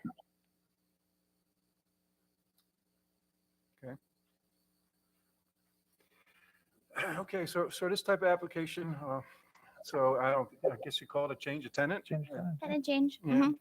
What kind of concerns, or see, we need a public hearing? Do we need a public hearing? We don't usually have a public hearing for a change of tenant, do we? You don't usually. You always have the right to call, but you don't usually. I don't think it's necessary here. Yeah, I don't either. In this case, I don't either. Yeah. Yeah. I'm usually big on public hearings. Yeah, and if Leslie doesn't want a public hearing, I mean, again, it's a positive thing. We're using space. The parking field, I mean, is it going to support the workers? I mean, obviously, if you're taking a look at the site, is it, you wouldn't be interested if it didn't meet your needs, right? So. Correct. And then what about engineering review, Laura? Do we need to have a review in-house or TDE just to validate the photometrics, or, do we need that to occur? Or? So not typically. I mean, if you want a photometric analysis, like we could look more closely at it, if you wanted us to. Yeah, I'm not saying we need to. I just want to make sure that we're not surprised when it's done. That's all. Whatever that takes to do that, so there's no surprises. And I didn't look at these super closely, but maybe Kyle can comment if there was a before lighting plan and an after. Yeah, I just think that's how probably much what we're doing. It's changing, yeah. So our lighting plan just encompasses proposed lighting, and we have an area of study in front of our branch that we studied, and we encompassed, the existing lights that are out there, as well as what we're proposing in the area of study. No, but I guess what Laura's saying, I mean, at the end of the day, to some extent, that's regulated, right? So we would like to know at least what the delta is from what's currently there today. I think we had a similar discussion at the ATM, right? Yes, so I think We at the ATM they did a previous and then Yeah. so that we could look at the change. This one, the ATM was a lot closer to the property line, so Right. we had to be careful with the property line at the ATM. This one's far enough away from the property line that they'd have to be putting some pretty bright lights to actually trigger Yeah. the code there. Yeah. But I mean, it's still worth seeing how different it'll be because, I mean, maybe it's just like worth noting, like if the color temperature of these lights is different than everything around, Exactly. then it might look like a weird spot That's on exactly the. what I was going to bring yeah, up is, yeah. what, temperature of these lights versus the existing? Is it, a white light versus a soft, yellow, so it doesn't look out of place. I know you need to meet the requirements, but I think the color, you want the colors to kind of blend in with what's there, right? So is that the case? Do you know if it blends in? Yeah, the intent of the lighting plan is to blend to the maximum extent possible with the surrounding lights. We can provide an existing lighting plan to the satisfaction of the board here and the town planner. So if there's any other questions, I have to provide that. But yeah, we'll make sure that we're blending to the maximum extent possible. And again, there is going to be some it's going to be brighter than it is today. Obviously, we're beholden to these state laws with regard to ATMs. So, we can't go under those. So it is going to be a little bit brighter in the area of the bank. But beyond that, I don't think it's going to stick out considerably. Yep. See, I'm okay with the brighter to meet the requirement. It's just the color, whether it matches, the existing light. So it can be done right with, with those new lights that are like 5,000 or 6,000, right? They're like a white light, versus the soft yellow. And I'm not sure what we got over there. I have to go take a look, but as long as it doesn't look awkward, that's all I'm saying, Yeah, we'll have to work a little bit with the landlord just to get some more background on the existing lighting fixtures to make sure we model those correctly. I think we have some of them in, but I think just confirming the color, et cetera, I think would be useful. Yep. What else on the board? Any thoughts? Always concerned about signage, but we'll handle that separately. And if we do go forward, we can make that a condition, obviously, that the signage come back to this board for review. Yep. That's where we'll have the blue discussion. Yep. And we're gonna have the discussion of color and how it fits at that point in time, right? So, we wait for get back to us on the lighting. So you determine what the current color is and whether this marries that okay. Is that the only open item we have? I mean, yeah, I'm okay with you guys calling a tentative resolution if they can satisfy the lighting, or you could do it Yeah. two meetings. It's up to you. I mean, I'm okay if we feel we can get the data. And we got the next meeting is what, 2 weeks away? We can absolutely provide the data if you can put us on the next meeting. That should not be a problem. It's fine. I mean, Yes. No, it's a change of tenant and it's a positive thing. Just make sure that there's no nothing that sticks out that we didn't anticipate that say, oh boy, we wish we did this or did that. That's the only thing we're just trying to think in our heads right now. Otherwise, it looks good. Like I said, it shouldn't be an issue with the parking and So the next store they'll be adjacent to will be the the Mathnasium will be pizzeria. on So the right. Mathnasium is right. Yeah, And And on the left to be the empty CBD CBD store. the empty CBD store. Yep. Then I think Yep. there's a nail salon. Yeah, I'm looking at it. Oh There's no, a then nail, there's Supercuts. Supercuts, and then there's the A nail pizza, salon. pizza store, right? Yeah. Nail salons. And then the Korean barbecue place currently has building permits. They're working away. Yes, I saw. So, I mean, that's going to be a substantially large restaurant. So Yep. Yep. it does seem like it's probably complementary use. Yeah, seems I good. mean, the Chase employees will have a great place to eat. Right. And people will be able to get their money to go to the restaurant. That's right. They'll walk up to the ATM. That's right. Yeah. So that would only leave the CBD store vacant. Yeah, no, I leave the store vacant. Yeah, so if you could check on the color, the existing color of the lighting and how this fits with that and get us, some kind of a feel for how much more intense this would be over the existing. We'll call for a tentative resolution for the next meeting for the approval of the tenant change, obviously with the condition that we see the signage in the future to make sure that we can work through that okay. Great. That's perfectly acceptable to the applicant. Thank you. Yep. Thank you. Okay. All right, and you can work with the planning department to get that information in. All right. Great. And is the next meeting, you mentioned it February 27th?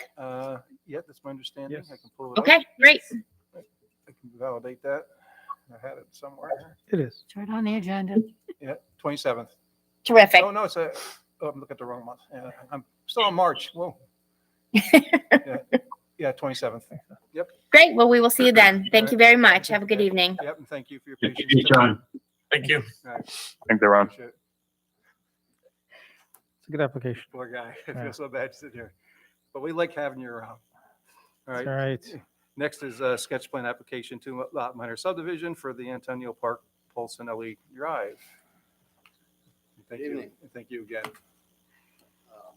Guy Polsonelli. How do you want to proceed? Well, let's see. I guess if you want to give us an update from, let's see, we had some discussion. Ms. Gold's a project lead. Pull pull up the agenda statement, whether we got some open items we need to review. Yep. I think when we left last time, there was 4 items that I recall. Water, sewer, and storm, how we're going to handle that. And also, I spoke with the neighbor, Mr. Lisi, regarding putting restriction on the back 2.5 acres that's going to be annexed to him. And he said he's fully prepared to comply with the town requirements as previously agreed to, if he ever decided to do anything with his remaining parcel. Does that make sense, Laura? So just to clarify, he's okay with this area being deed restricted as long as it doesn't affect the rest of the area that he has? I guess that, No restrictions applied now, but in the future, if he decides to do anything with his property, he has to come in front of the board anyway. Yeah, so that's different from what we, Consistent with that. It's just So- adding land to his larger parcel, and if he does anything with it, he has to come in front of you. well, that's sort of true of any proposal.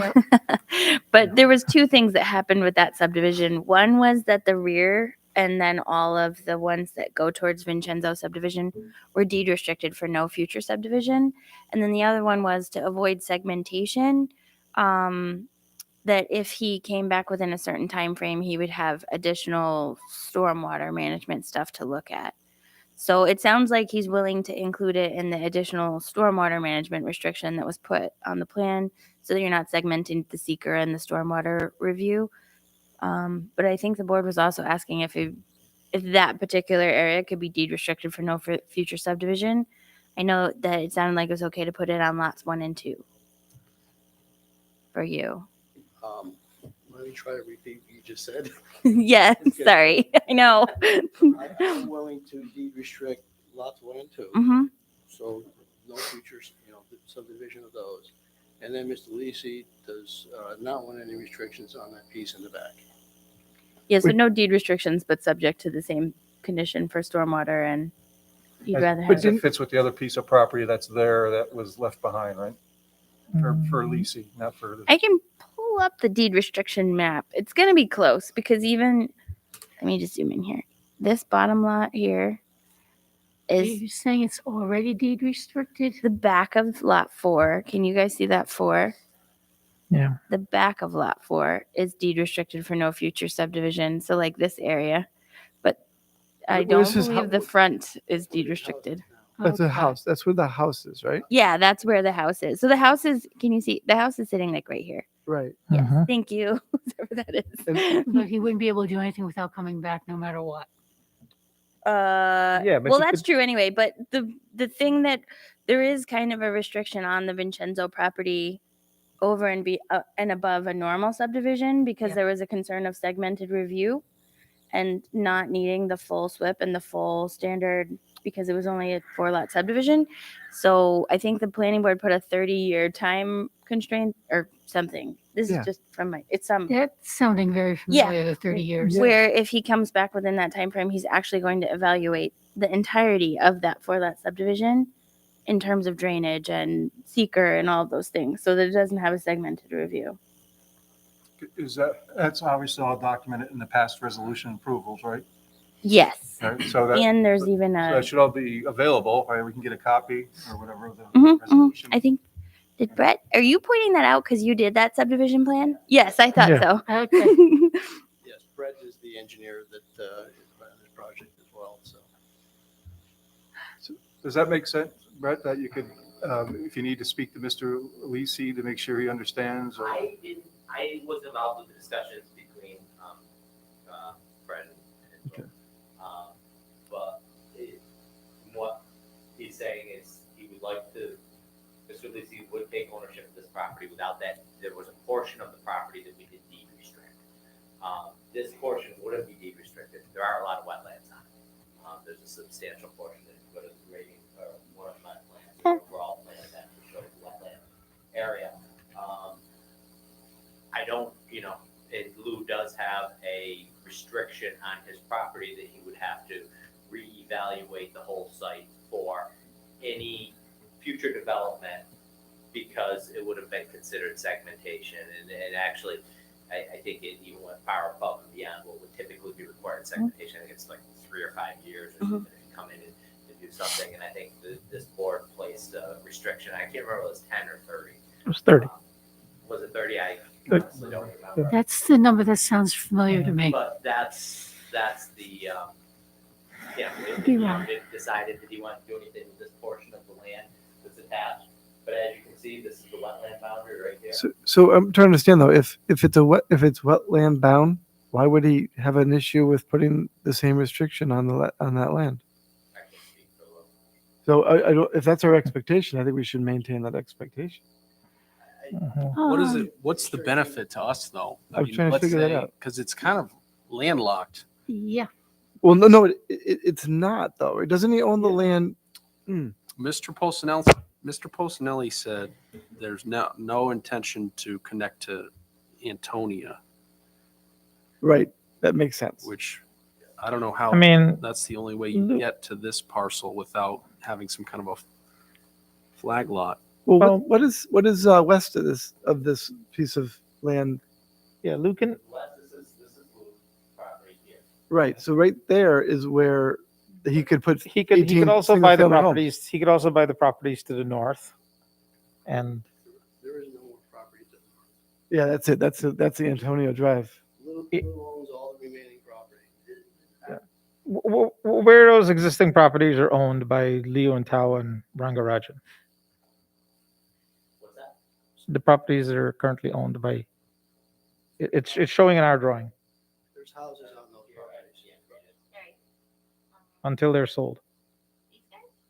Yep.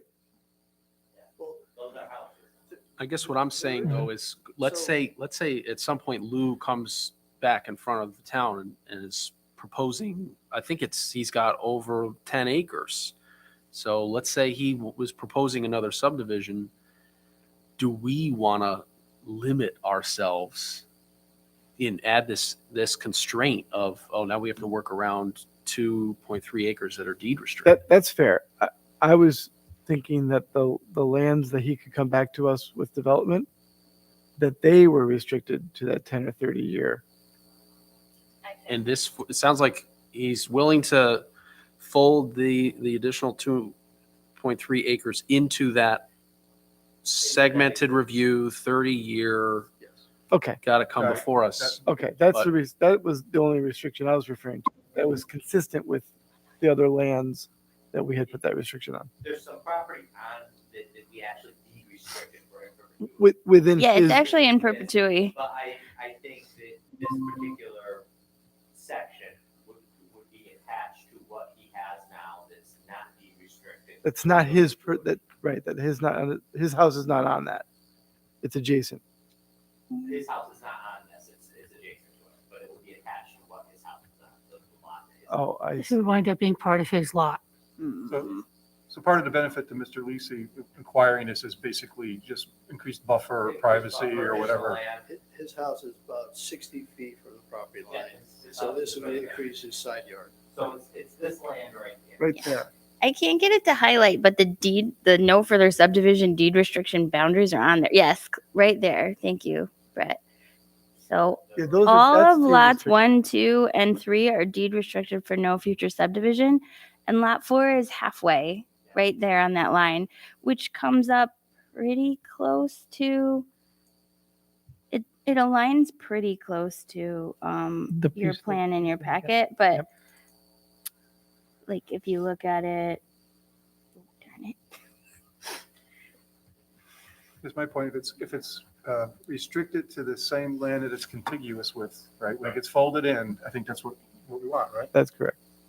Pretty close. And, you know, if whoever decided to do anything, we would be back here and it would be a process to discuss, you know, obviously there would be a lot of issues regarding drainage and stormwater and all the stuff we dealt with when we did. And wetlands and, you know, wouldn't. And the wetlands and, you know, Yep. so it's, I think, personally, I think the town is protected from what they tried to do with Lou's if that is the case, if it falls into that. Yeah, so the actual lot note, it's not even 30 years, it's perpetuity. It's any future subdivision of the unrestricted lands of lot 4 will require a major subdivision review under the Town of Niskuna subdivision law. And this would fall in line with that. This would fall into lot 4. Yeah, so my understanding of what he said is that he's willing to let it fall into that note, but not deed restrict it for future subdivision.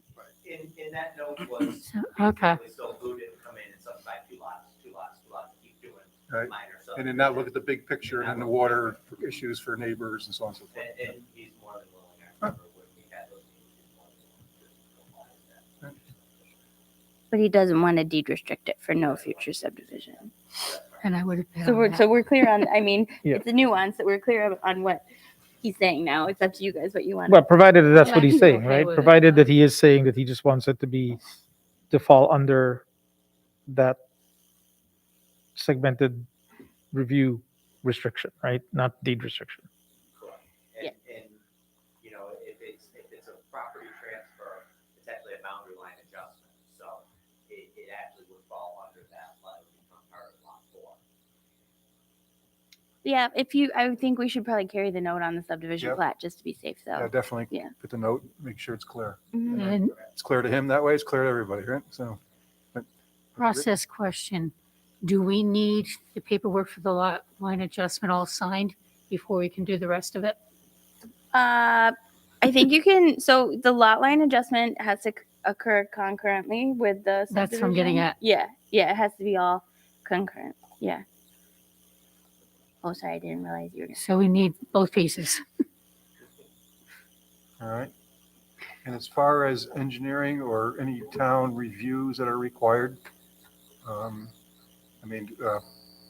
including any other site visits, tree council, conservation, right? So I think a lot of that still has to happen. The project is at sketch plan. So my recommendation, and Leslie, you can jump in here, is to focus in on sketch plan, decide if you're willing to move forward with sketch plan, and then your next step is public hearing. And at what point do we get the updated survey on the wetlands?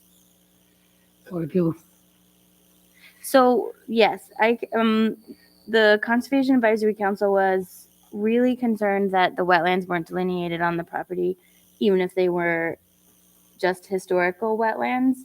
He added a historic wetland note, but he didn't do a current delineation. Well, no, we did. We delineated the area that's being disturbed. So where the houses go and, around it, there's a note on the plans to that effect. It was surveyed and found to be no wetlands.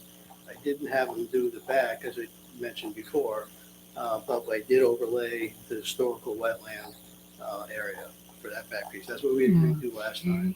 And our Conservation Council, I think it was, I forget. It was either you guys or the Conservation Council. It was CSC.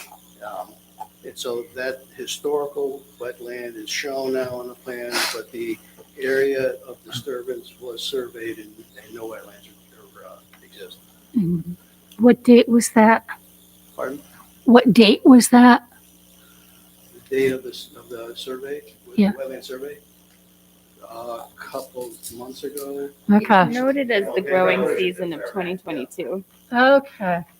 So there's a note on the first page of the plat that states that the presence of wetlands was investigated within the limits of the proposed grading on multiple occasions during the growing season of 2022. The only issue with that is that it was an extreme drought for us, Yeah. but generally speaking, that's what that note says. And then they added the historic wetlands to the rear of the property. So we're good on that. It's up to you. And how about the driveways? It looks like you'd have 2 independent driveways, no shared driveway, right? That's right. Similar to. Which is nice, Given the winter we've had, we could make them do another survey in 2 months and get the same result. I think that in the preliminary engineering review, and Brett, we can send you some of these comments. There was some concern that like between the 390 contour line and like the backs of the homes there, it wasn't really understood what was happening with the drainage there. But then we saw the proposed drip edge infiltration trench, which not sure that the engineering department was super excited about. So I think there's still a lot of engineering that has to be done. And I think it would be Yeah. worthwhile for you guys to schedule a meeting with the engineering department like soon. Because we also just want to explore some of the issues that we're having with our utilities as far as sewer connections. Probably the water's fine, but it'd be really good to schedule an engineering meeting sooner rather than later. And I'm happy to come, but if I happen not to be available, I would not want to hold you up on it. I will coordinate that meeting set up. I did copy the engineering department on the plan when I sent them. Okay, that's always good. So as far as sketch plan goes, obviously working through the engineering, nothing significantly is going to change except for maybe the engineering. Do we go ahead and have a sketch plan and call for a public hearing? Laura, where do you think are we got time, or should we move it along? It's your comfort level. I know I've said before, I think it's hard for this land to support a lot of lots because of the drainage issues and the established problems on Row Road. So I know that I personally think that 2 is kind of the max. It worked okay on Vincenzo, although sometimes we had some problems with the water sheet flowing down the stub road there. So maybe like lessons learned doing slightly better there. But as far as like number of lots go, sketch plan wise, I feel like it's a good amount. Yeah, I mean, I don't think we can go any lower. I think all the feedback that we've gotten from the notes from the meetings that have reviewed this, is positive because it is only 2. You're not looking to do a full build out and not looking to do any wetlands remediation. It's a modest, a modest request. I'd view it as, right? Certainly, the original plan was greater 18, density than that. 18 or something like that. Originally, it was like 18 homes. It was, again, a master plan for 18 homes. Yeah. So again, just to reiterate, right, this whole 120 acre parcel was master plan, divvied up by basically equal number of lots, not necessarily acting as independent parcels. So for example, it's not there anymore, but what we talked about at the end of this parcel that Lou's taking over, that's a paper street, St. Gerard. That's never going to go in. And Heartland dead ends into that. So I can't have a through street. But so back 2008, 9, when we had the prior subdivision approval, at that time there was still potential for that street to go in. So we had it approved by the planning board for 8 lots with a temporary turnaround. And then if St. Gerard got in, we would put the through street in. Since that'll never go in, you could still do the same cul-de-sac, but actually add 2 more lots. You can get 10 lots. But again, it was, and those are basically 15,000 square foot lots, a little more. I think they averaged 16 or 17,000. And I, reconsidered, and now we're just going with 2 lots. I just want to get 2 lots. Again, it's part of the estate, trying to close it out. I think there's a market for nice, large, estate type lots. The area can support it. Yeah, it's consistent with Mr. Lisi's doing right there, right? So. Yeah, I mean, mine will be sold to the public. His was just for his family. Right, but that means the size of the lots and the style of home or the size of the home. Yeah, these are actually a little bit bigger. His are, I think his daughter's lots are like 2.3, 2.5 acre maybe. And I wanted to make these 3 acres each, so. All right. So sketch plan then? Mm-hmm. So that would be a resolution, and at that, we need to get seeker information from the Conservation Advisory Council? Yeah, the CAC wasn't sure what your timeline was, so they did make findings for you, just in case you wanted to do that prior to their next meeting. One of the things which I think I put in the agenda stating, or it's in the findings that they were concerned about, is they just, we know there's downstream drainage problems. They're very happy with the 2 lots, but they just want to make sure that we do a full, for whatever we did for Vincenzo, like a full analysis of what water's coming off now and make sure that we're making it better. Yeah, because it can't take any more water down that road. It just can't. It can't take it into catch basins. So if I know on Vincenzo we did a rain garden. I don't know if one's needed on this one or not. I see you have the infiltration trenches. I don't think the CIC had this full plan yet, but they wanted to make sure that you guys thoroughly analyze the drainage. So we'd have a resolution for sketch plan approval then for the next meeting, Laura, is that correct? Yeah, you can, if you, yes. We would call for a public hearing and then You same can- resolution? Also, yep, you have to do your secret determination concurrent to calling a public hearing. You can do one and then the second, or you have had times where you've done all three Oh, actions well, at once. All in Yeah. one resolution. So sketch plan, secret determination, and call for a public hearing. I'm okay with all three. This really isn't a new idea. All right, and in parallel, you have the engineering meeting, make sure things are okay, especially with drainage and sewer, sound like the two. Yeah, drainage and sewer. Yeah, it's tough, and then I'll reach out to about the sewer, find out, go through record mapping, see what's in front of us. Stuff's up Old Melon Drive, but we don't know what they had or what's there, so we gotta make sure that we have that. So anybody from the board have any concerns or comments regarding that? No, I mean, just the earlier comments about Yeah. with loose land and getting Yeah. it at least to be We'll consistent make sure we get a note So- on the drawing, with so the, it's with the borderline. consistent with the past, so Yeah. they're interconnected somehow, right? Although I'm already looking at it, I see that I think one day we'll be looking at a developed subdivision plan for that area. I'd do it if I wanted to, right? What's that? It looks like it's subdividable in the future. Loose property? Yeah. But I wouldn't say that it's not. Mhm. I don't even think he committed to not subdividing Right, it. yeah, correct. He just committed that. Yeah, and I mean, and I'm just coming from the Yeah, he would perspective do all of the we're gonna have a major water and drainage issue that we're gonna need to Yes. engineer the heck out of. Right. Because there's a lot of wetlands and there's a stream that runs right through that property and everything. So it would take some serious The engineering. soils out there are interesting because when we dug the house legend just to the side of this, there's actually a beautiful gravelly house right in there. And we're trying to hopefully get some of that in some of these infiltration areas. There's also some hard pan when you get down where it's been cut and stuff. So there's a mixture of soils on the site that you can pick and choose where you do your development on the site, and you can sometimes make out pretty well. Yeah, we did get some comments about water draining down the steps. So let's make sure we learn from the other one. When did you do it? I mean, I haven't gotten one recently, but definitely during construction. During construction, I would agree, that was before the final grading, I understand. I'm hoping that, because I actually was out there the other day to see. How it was going. It is, I have not noticed anything. Okay, I haven't gotten one in a while, but I did get a bunch of them for a good portion of months.